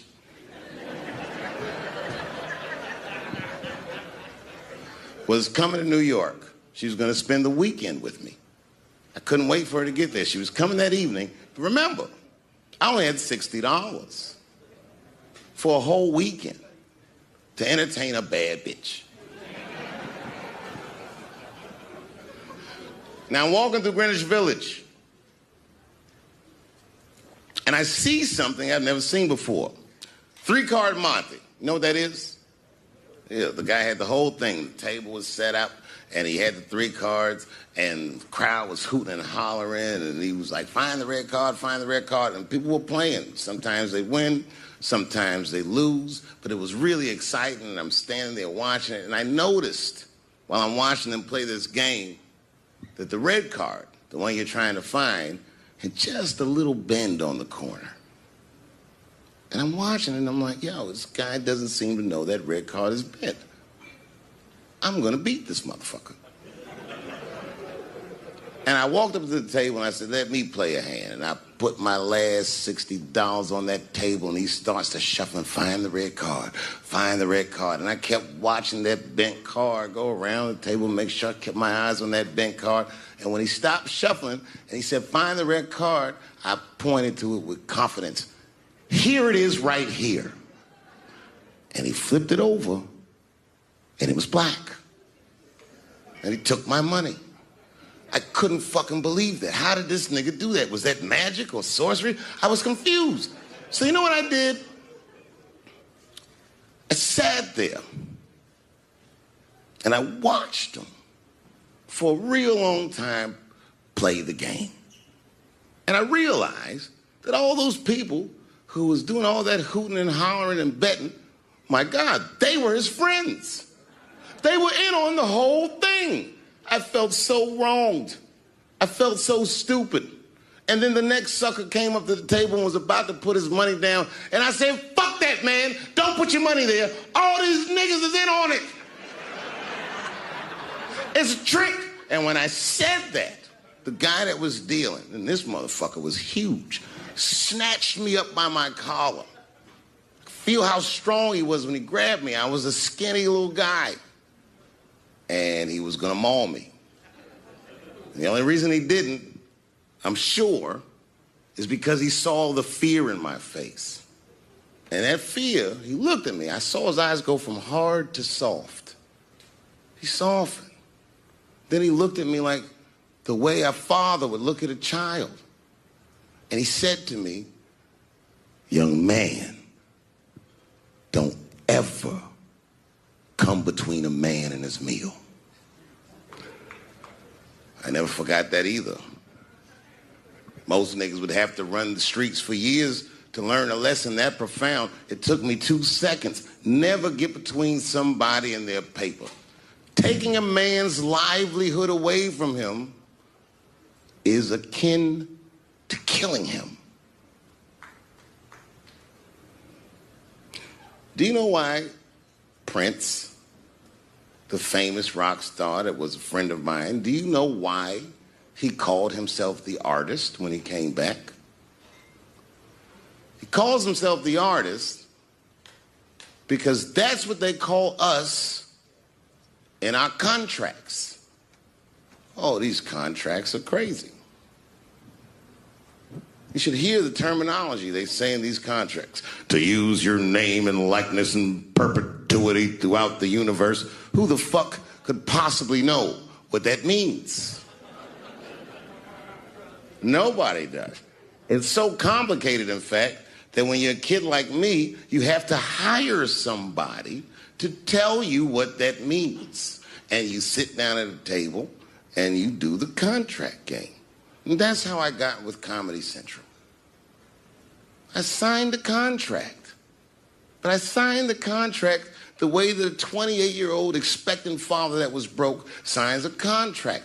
I was desperate. I needed a way out. And it wasn't good money and it wasn't good circumstances. But what else am I going to do, I said. And all these white people sitting at that table told me, trust us, Dave, it's a good contract. And I looked around the table and they all seemed to agree it was a good contract. But what if it was like that game of 3-Card Monte?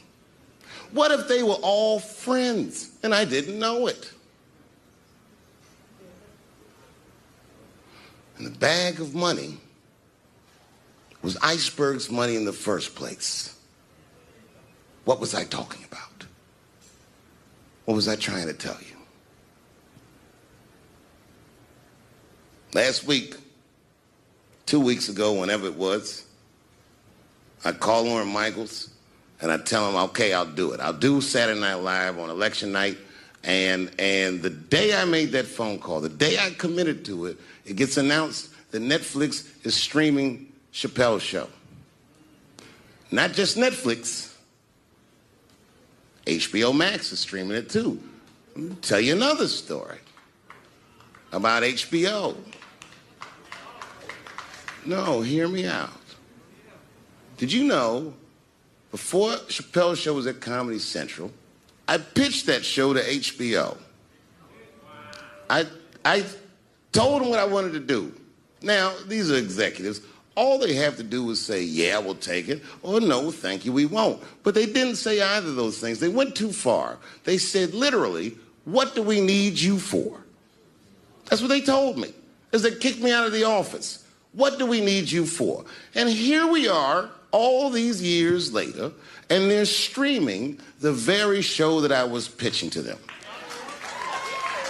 So I'm asking them. And I was on a plane. I was coming from overseas, and I don't know how this guy got a machine gun on the plane, but he stood up, man. He said, "Everybody, get on the fucking ground! Nobody look at my face!" I started freaking out because he was Chinese. I was like, why is he talking like that?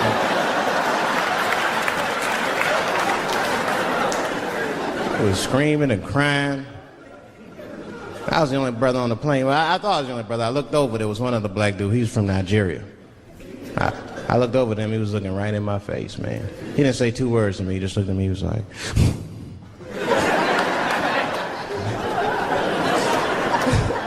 He didn't need to talk. I knew just what he was talking about. I looked right back at him. I was like...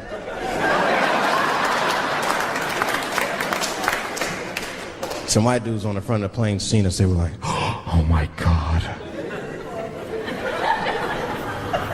I think those black guys are going to try to save us.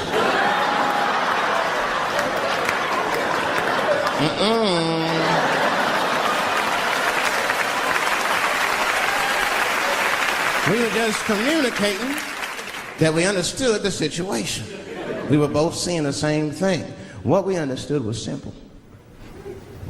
Terrorists don't take black hostages. That's the truth. I have yet to see one of us on the news reading a hostage letter and shit. They is treating us good. We all chilling and shit. I'd like to give a shout out to Ray Ray and Big Steve and Central Newport.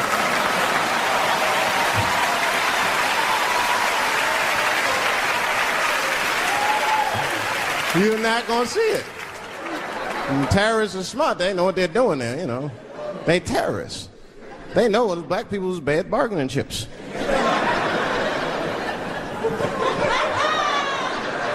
They called the White House.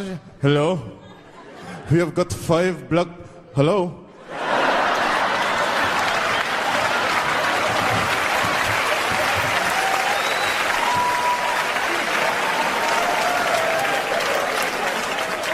It's really some scary shit. I gotta tell you, Harvey Weinstein's probably the first person that I ever looked at a photograph of and was like, yeah, he rapes. I'm not sure this motherfucker has a choice. Not a handsome man. Not, a lot of meat and extra skin on his face. Yeah, he's ugly. You know the sad part is, he's done so well in life, he probably doesn't know he's ugly. You know, when you're good looking, everybody will tell you, oh, you look wonderful, you're so great looking. But when you're ugly, you gotta figure that shit out for yourself. It's a lot of putting clues together through the years. Why am I not getting in the club? I got all the right shit on.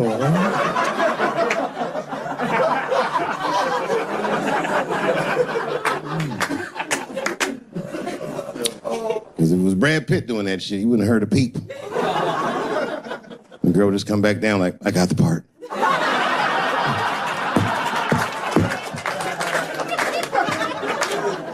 Yuck. And yet, it is important that I acknowledge, ladies, you are absolutely right. There you go. They gotta all be mindful of that, guys, because this could happen to any of us. It could happen to me. I can see that. I can see myself showing up. Hi, I'm here for my 3 a.m. with Mr. Weinstein.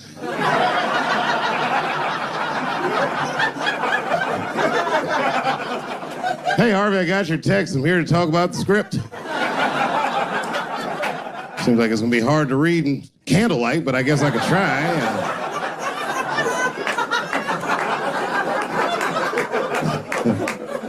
Sound like a fucking nightmare. Could you imagine that shit?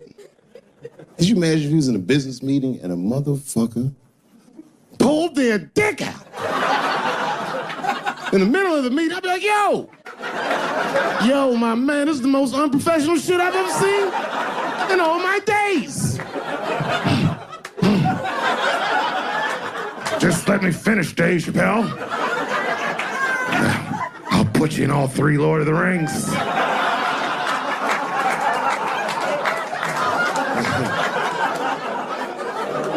Hurry up, nigga. I have other meetings tonight. I have a 4:30 a.m. at Brett Ratner's house. And, I believe it's wardrobe fitting.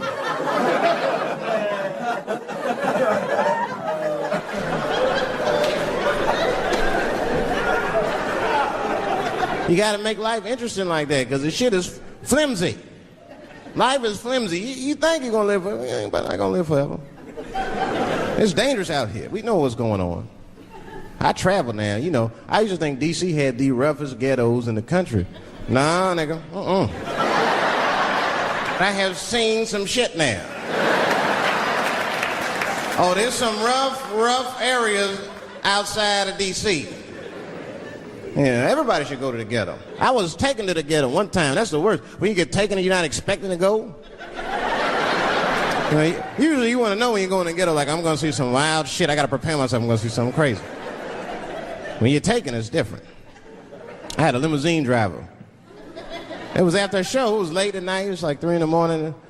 I had a limousine driver. He was a nice guy talking to me and shit. Oh, hey, where you from, dog? D.C.? Word? That's a rough city, man.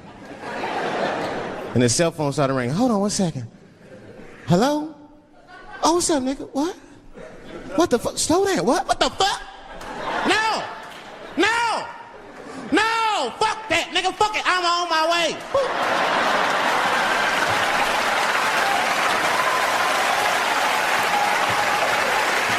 Hey.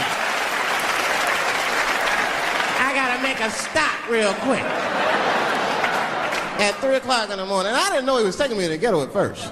I started looking out the window. I was like, what the fuck? It's gun store, liquor store, gun store. Where the fuck are you taking me? This don't look good. He didn't say shit. He just pulled up in front of an old rickety building that looked like a project. Now, I'd never been there before. I'm not sure if it was a project, but it certainly had all the familiar symptoms of a project. A fucking crackhead ran this way.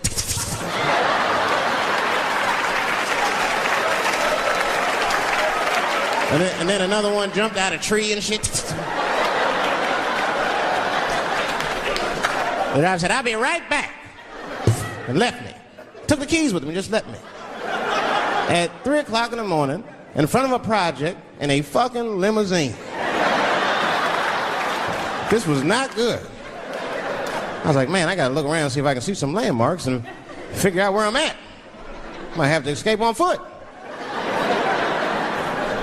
Now, this is when I knew I was in a bad neighborhood. You only see this in the worst neighborhoods. Remember, it's 3 o'clock in the morning. It's 3 o'clock in the morning. I look out the window. There was a fucking baby standing on a corner.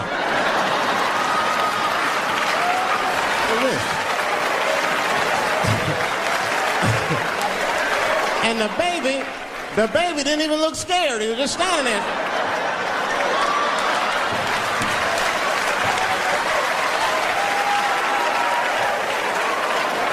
I mean, it made me sad. It made me sad, really. You know what I mean? Because I wanted to help the baby. I was like, I don't trust you either. I'm sorry. Click. Click.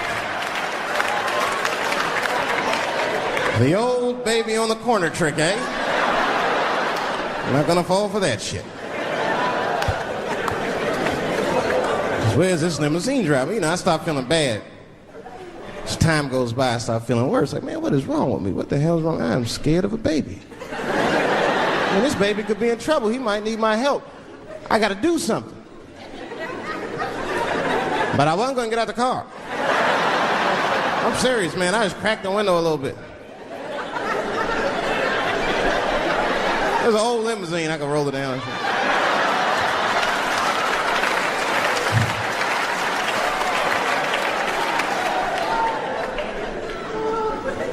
Hey, baby. Baby, go home, man. It's 3 o'clock in the morning. What the fuck are you doing up? The baby said, I'm selling weed, nigga. I said, oh, shit.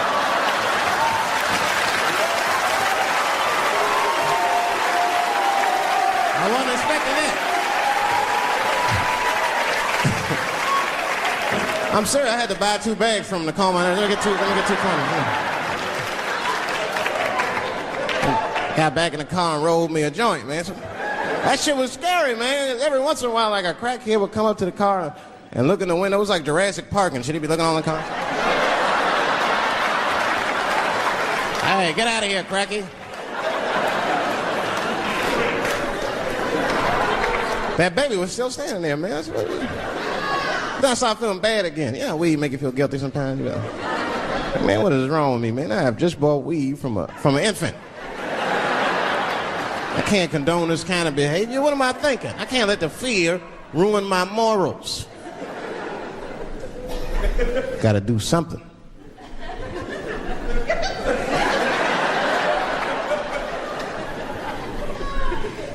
Hey, baby. Stop selling weed, all right? You got your whole life ahead of you. He said, fuck you, nigga. I got kids to feed. I said, God damn.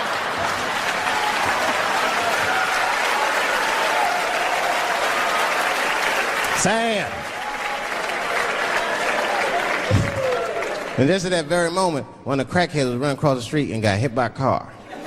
I know it was a hit and run. The police did it.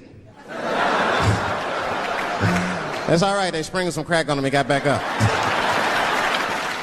I almost protested the war in the beginning. Almost. Until I saw what happened to them Dixie chicks. I said, fuck that. If they'll do that to 3 white women, they will tear my black ass to pieces. I don't want to hear that shit. Yeah, man, they would. But I'm like, for real, why you care so much what the Dixie chicks say? It's not like they political scientists or nothing. They just bitches that can sing good. You know what I mean? Stop worshiping celebrities so much. Just don't listen, don't pay attention. I remember right around September 11th, Ja Rule was on MTV. That's what they said. They said, we got Ja Rule on the phone. Let's see what Ja's thoughts are on this tragedy. Who gives a fuck what Ja Rule thinks at a time like this, nigga? This is ridiculous. I don't want to dance. I'm scared to death. I want some answers that Ja Rule might not have right now. You think when bad shit happens to me, I'll be in the crib like, oh my God, this is terrible. Cause somebody please find Ja Rule, get hold of this motherfucker so I can make sense of all this. Where is Ja? Add me Ja Rule.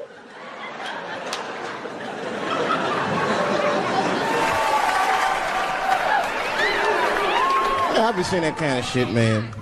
It's what it is. They use the TV to program us from a young age. You ever watch like a cartoon that you used to watch when you were little as an adult? That shit is wild shit.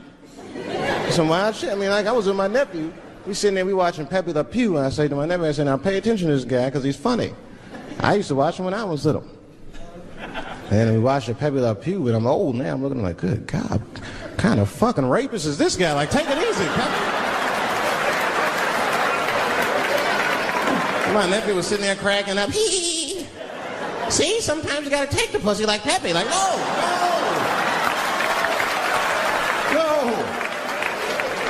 I had to turn the channel real quick. I turned on Sesame Street. I said, oh, Sesame Street, this is much better because now he'll learn how to count and spell. But now I'm watching it as an adult and I realize Sesame Street teaches kids other things.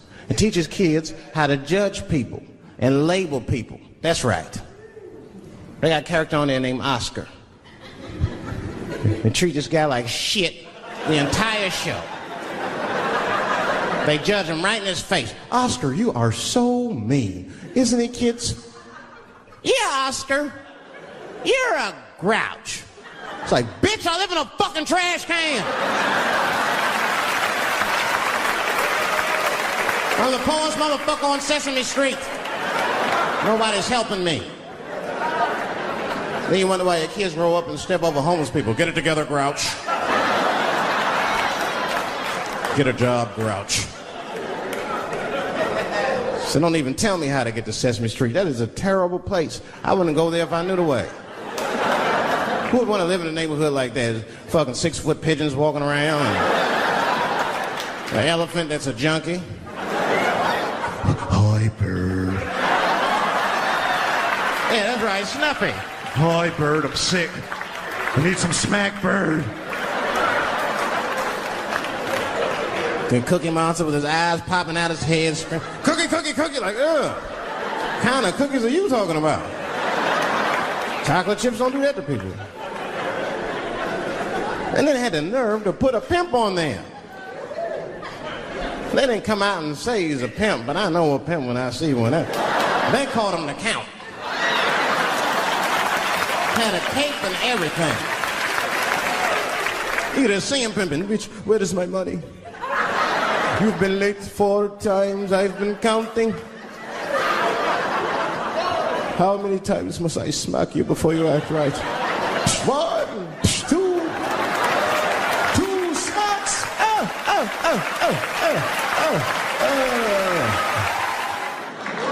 That's what I'm waiting for, because the timing of this Michael Jackson shit is what makes me doubt it.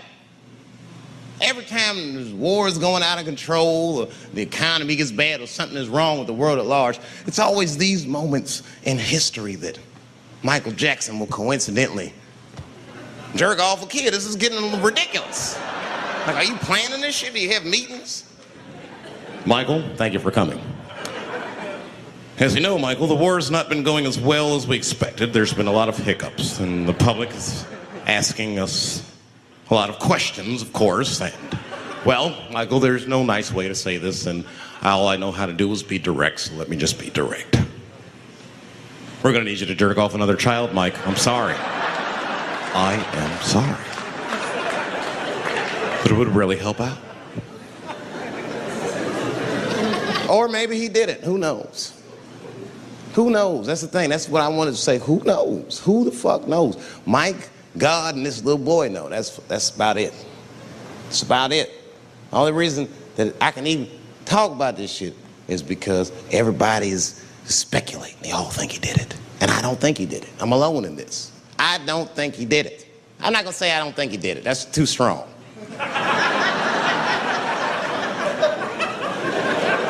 Let me just say I am reserving judgment until all the facts come out. But so far from what I heard, I mean, the kid said he was dying of cancer. He was in Make-A-Wish Foundation. He claims he had 2 weeks to live, and it was his dying wish to meet Michael Jackson. Come on, man, give me a fucking break. This kid is 10 years old. He don't remember Thriller. The fuck you want to meet Michael Jackson for, honestly? I remember Thriller, and I just, like, kind of want to meet this nigga. Like, I wouldn't break an appointment to meet him. I'll put it that way. I'd have to already be free. That's ridiculous. It's like if I'm dying in 2 weeks and go, oh, mama, get me in a room with Chubby Chuckle. I wouldn't want to meet that motherfucker. My last 2 weeks. Why not Usher or somebody like this? So then the kid claims he goes to Michael's house. This is where it all gets crazy. I don't, like, you know, he does everything you'd expect at Michael's house. They climb trees and rode roller coasters and Ferris wheels. The chef made cookies, pies, and cakes. They was petting the monkey and the giraffe, sang songs, kid shit. And in the middle of all this childlike activity, for some reason, Mike pulled out some wine and some pills and sucked his kid's dick. Folks, it hurts me to say it. And the kid had the nerve to call that abuse. Motherfucker, that is a good host. God damn, what else do you want? What else do you want? I'm lucky to get a glass of grape drink at my friend's house. Let alone a roller coaster ride and my dick sucked. Mike must be confused, like I brought you in my house, I fed you, I sucked your dick, and this is how you repay me, motherfuckers? This was your wish, not mine. Thought you were dying in 2 weeks. What happened to that motherfucker? I've been in court for 1.5 years. You get stronger every time I see you.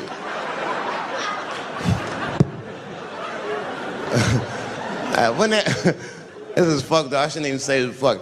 Wouldn't it be some ironic shit if they found out through this case that the cure for cancer was Michael Jackson sucking your dick somehow?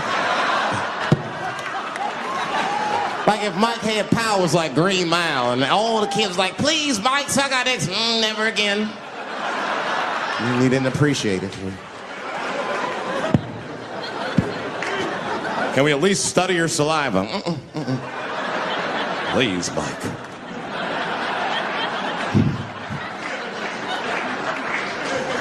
Oh my God. But there's a more important reason that I would stop doing comedy right now. And this reason is the real reason that's been percolating, and it really is the crowd, not you. I'm talking about the crowd on the big stage. It's too hard to entertain a country whose ears are so brittle.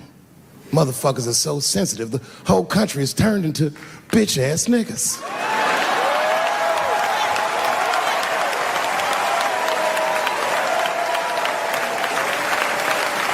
Everything you say upsets somebody. But motherfuckers are just taking it too far. I don't know why or how everybody got this goddamn sensitive. You know who hates me the most? The transgender community. Oh yeah, these motherfuckers. I mean, I didn't realize how bad it was. These motherfuckers are really mad about that last Netflix special.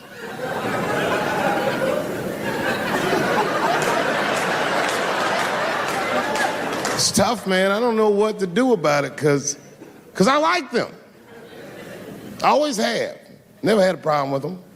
You know, just fucking around. As a matter of fact, I think I make fun of everybody, and I mean, as a group of people, they have to admit. It's kind of fucking hilarious, man. I'm sorry, bro. It's like, I've never seen somebody in such a hilarious predicament not have a sense of humor about it.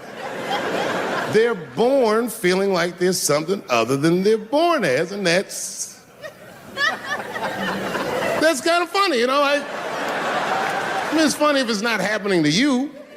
I believe transgenders. I don't understand them either, but I know they mean what they say.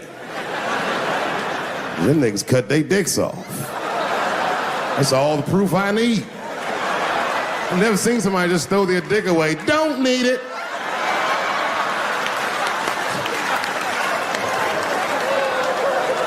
I don't understand, but I believe you and I support your decision, motherfucker. I was doing a show. I was in Portland, Oregon. And I was checked in a hotel under the name Charles Edward Cheese.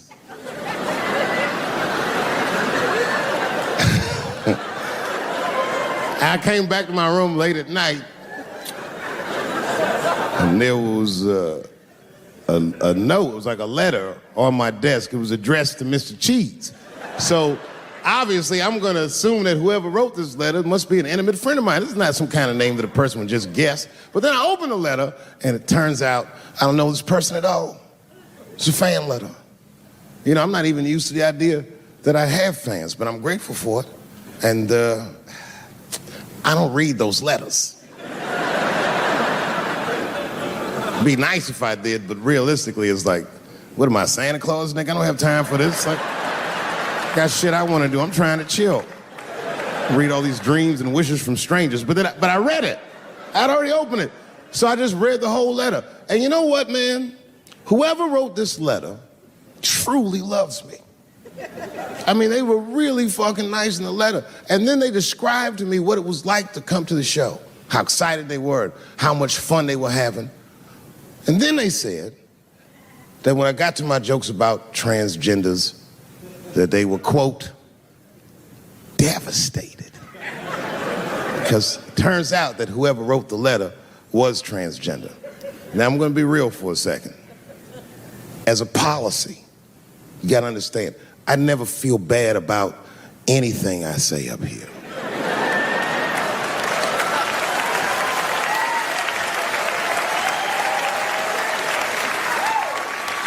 And I would never admit this to you if I hadn't locked your phones up. But it was the weirdest thing. Like, when I read this letter, the shit made me feel bad. I didn't feel bad about what I said, you understand? I felt bad that I made somebody else feel bad. To be honest, I don't even know what I said that upset that person. I have so many transgender jokes.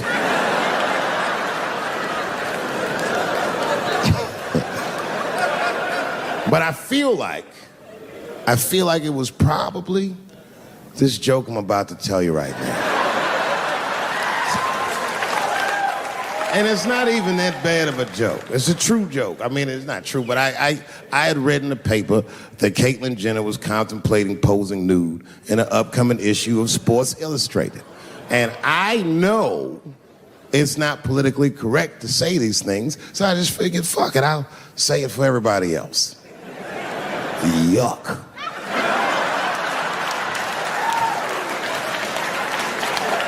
You know, sometimes I just want to read some stats. I don't know why you're gonna cram some man pussy in the middle of the sports page like this. I just didn't think that was the place for it. But I wasn't saying anything like Caitlyn Jenner's a bad person. I'm not mad at her for doing it. Not even mad at Sports Illustrated. If I'm mad at somebody, I'm probably just mad at myself. You understand? Because deep down, I know that I am not strong enough to not look at those pictures.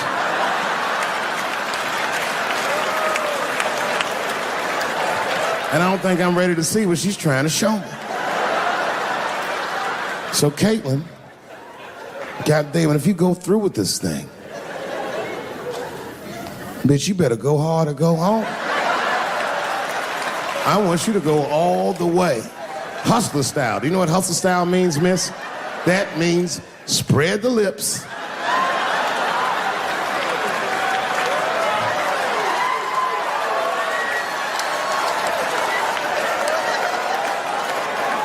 I hope she spreads her lips and there's a itty bitty dick inside. Ah! The show is behind the curtains.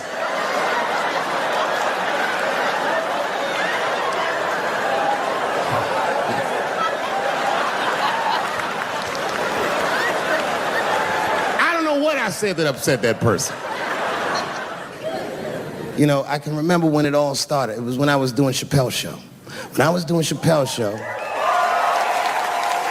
I used to do the show, and then on the weekends I do like concerts and shit like that. So I'm doing a concert, and there was a couple in the front row, beautiful couple. The wife was obviously Asian.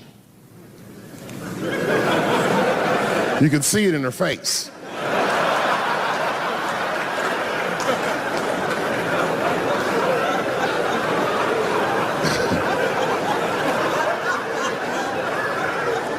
The husband, this motherfucker was mysterious, to say the least. Couldn't quite pinpoint where he was from. Caramel-colored fella, very nice hair, but he could have been from anywhere. Bangladesh, Mexico. I can't guess with a nigga like this. All I knew for sure about this guy is that his wife was a bitch. I could see that in her face, too. No, he was laughing and having a good time, and she was scowling at me at a goddamn comedy show. I couldn't figure it out. And then I realized at some point that she was pregnant, and I was smoking on stage. I said, oh my God, that's probably why she's mad. So I started to put my cigarette out, but then she hit me with one of them fake non-smoker calls. So I just kept smoking. I thought to myself, bitch, that baby will be fine, relax. and I tried to break the tension. I just asked her. That's all I said. I go, hey, where are you guys from anyway? And I could tell that she was on to me. She goes, very condescendingly, she says, I'm from California. If you're asking my ethnicity, I am Chinese. And her husband was just cool about the shit. He was like, I'm Mexican, bro.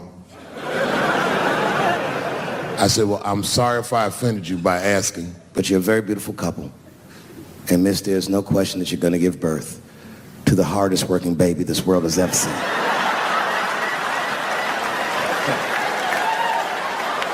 That's not a bad joke. She got very upset. She got up to leave immediately. But she didn't just leave. She had to take one last dig at me on the way out. I will never buy one of your fucking DVDs again, Dave Chappelle. I said, ma'am, with all due respect, Chinese people don't buy DVDs.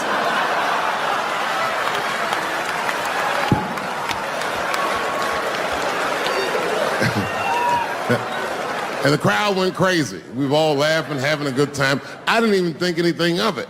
And then just 3 days later, this lady sends a fucking letter to my promoter telling him not to book me for shows anymore because I was, quote, racist, and I'm quoting her, insensitive to the nature of my interracial marriage. I was like, word, bitch, I was.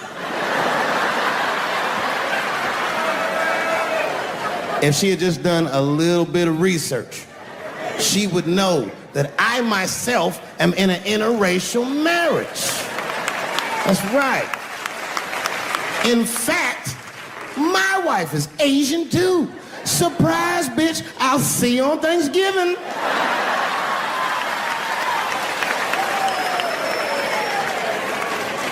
But my wife's not Chinese. She's Filipino. That's right, that's right. And our kids are Puerto Rican somehow, so there you go.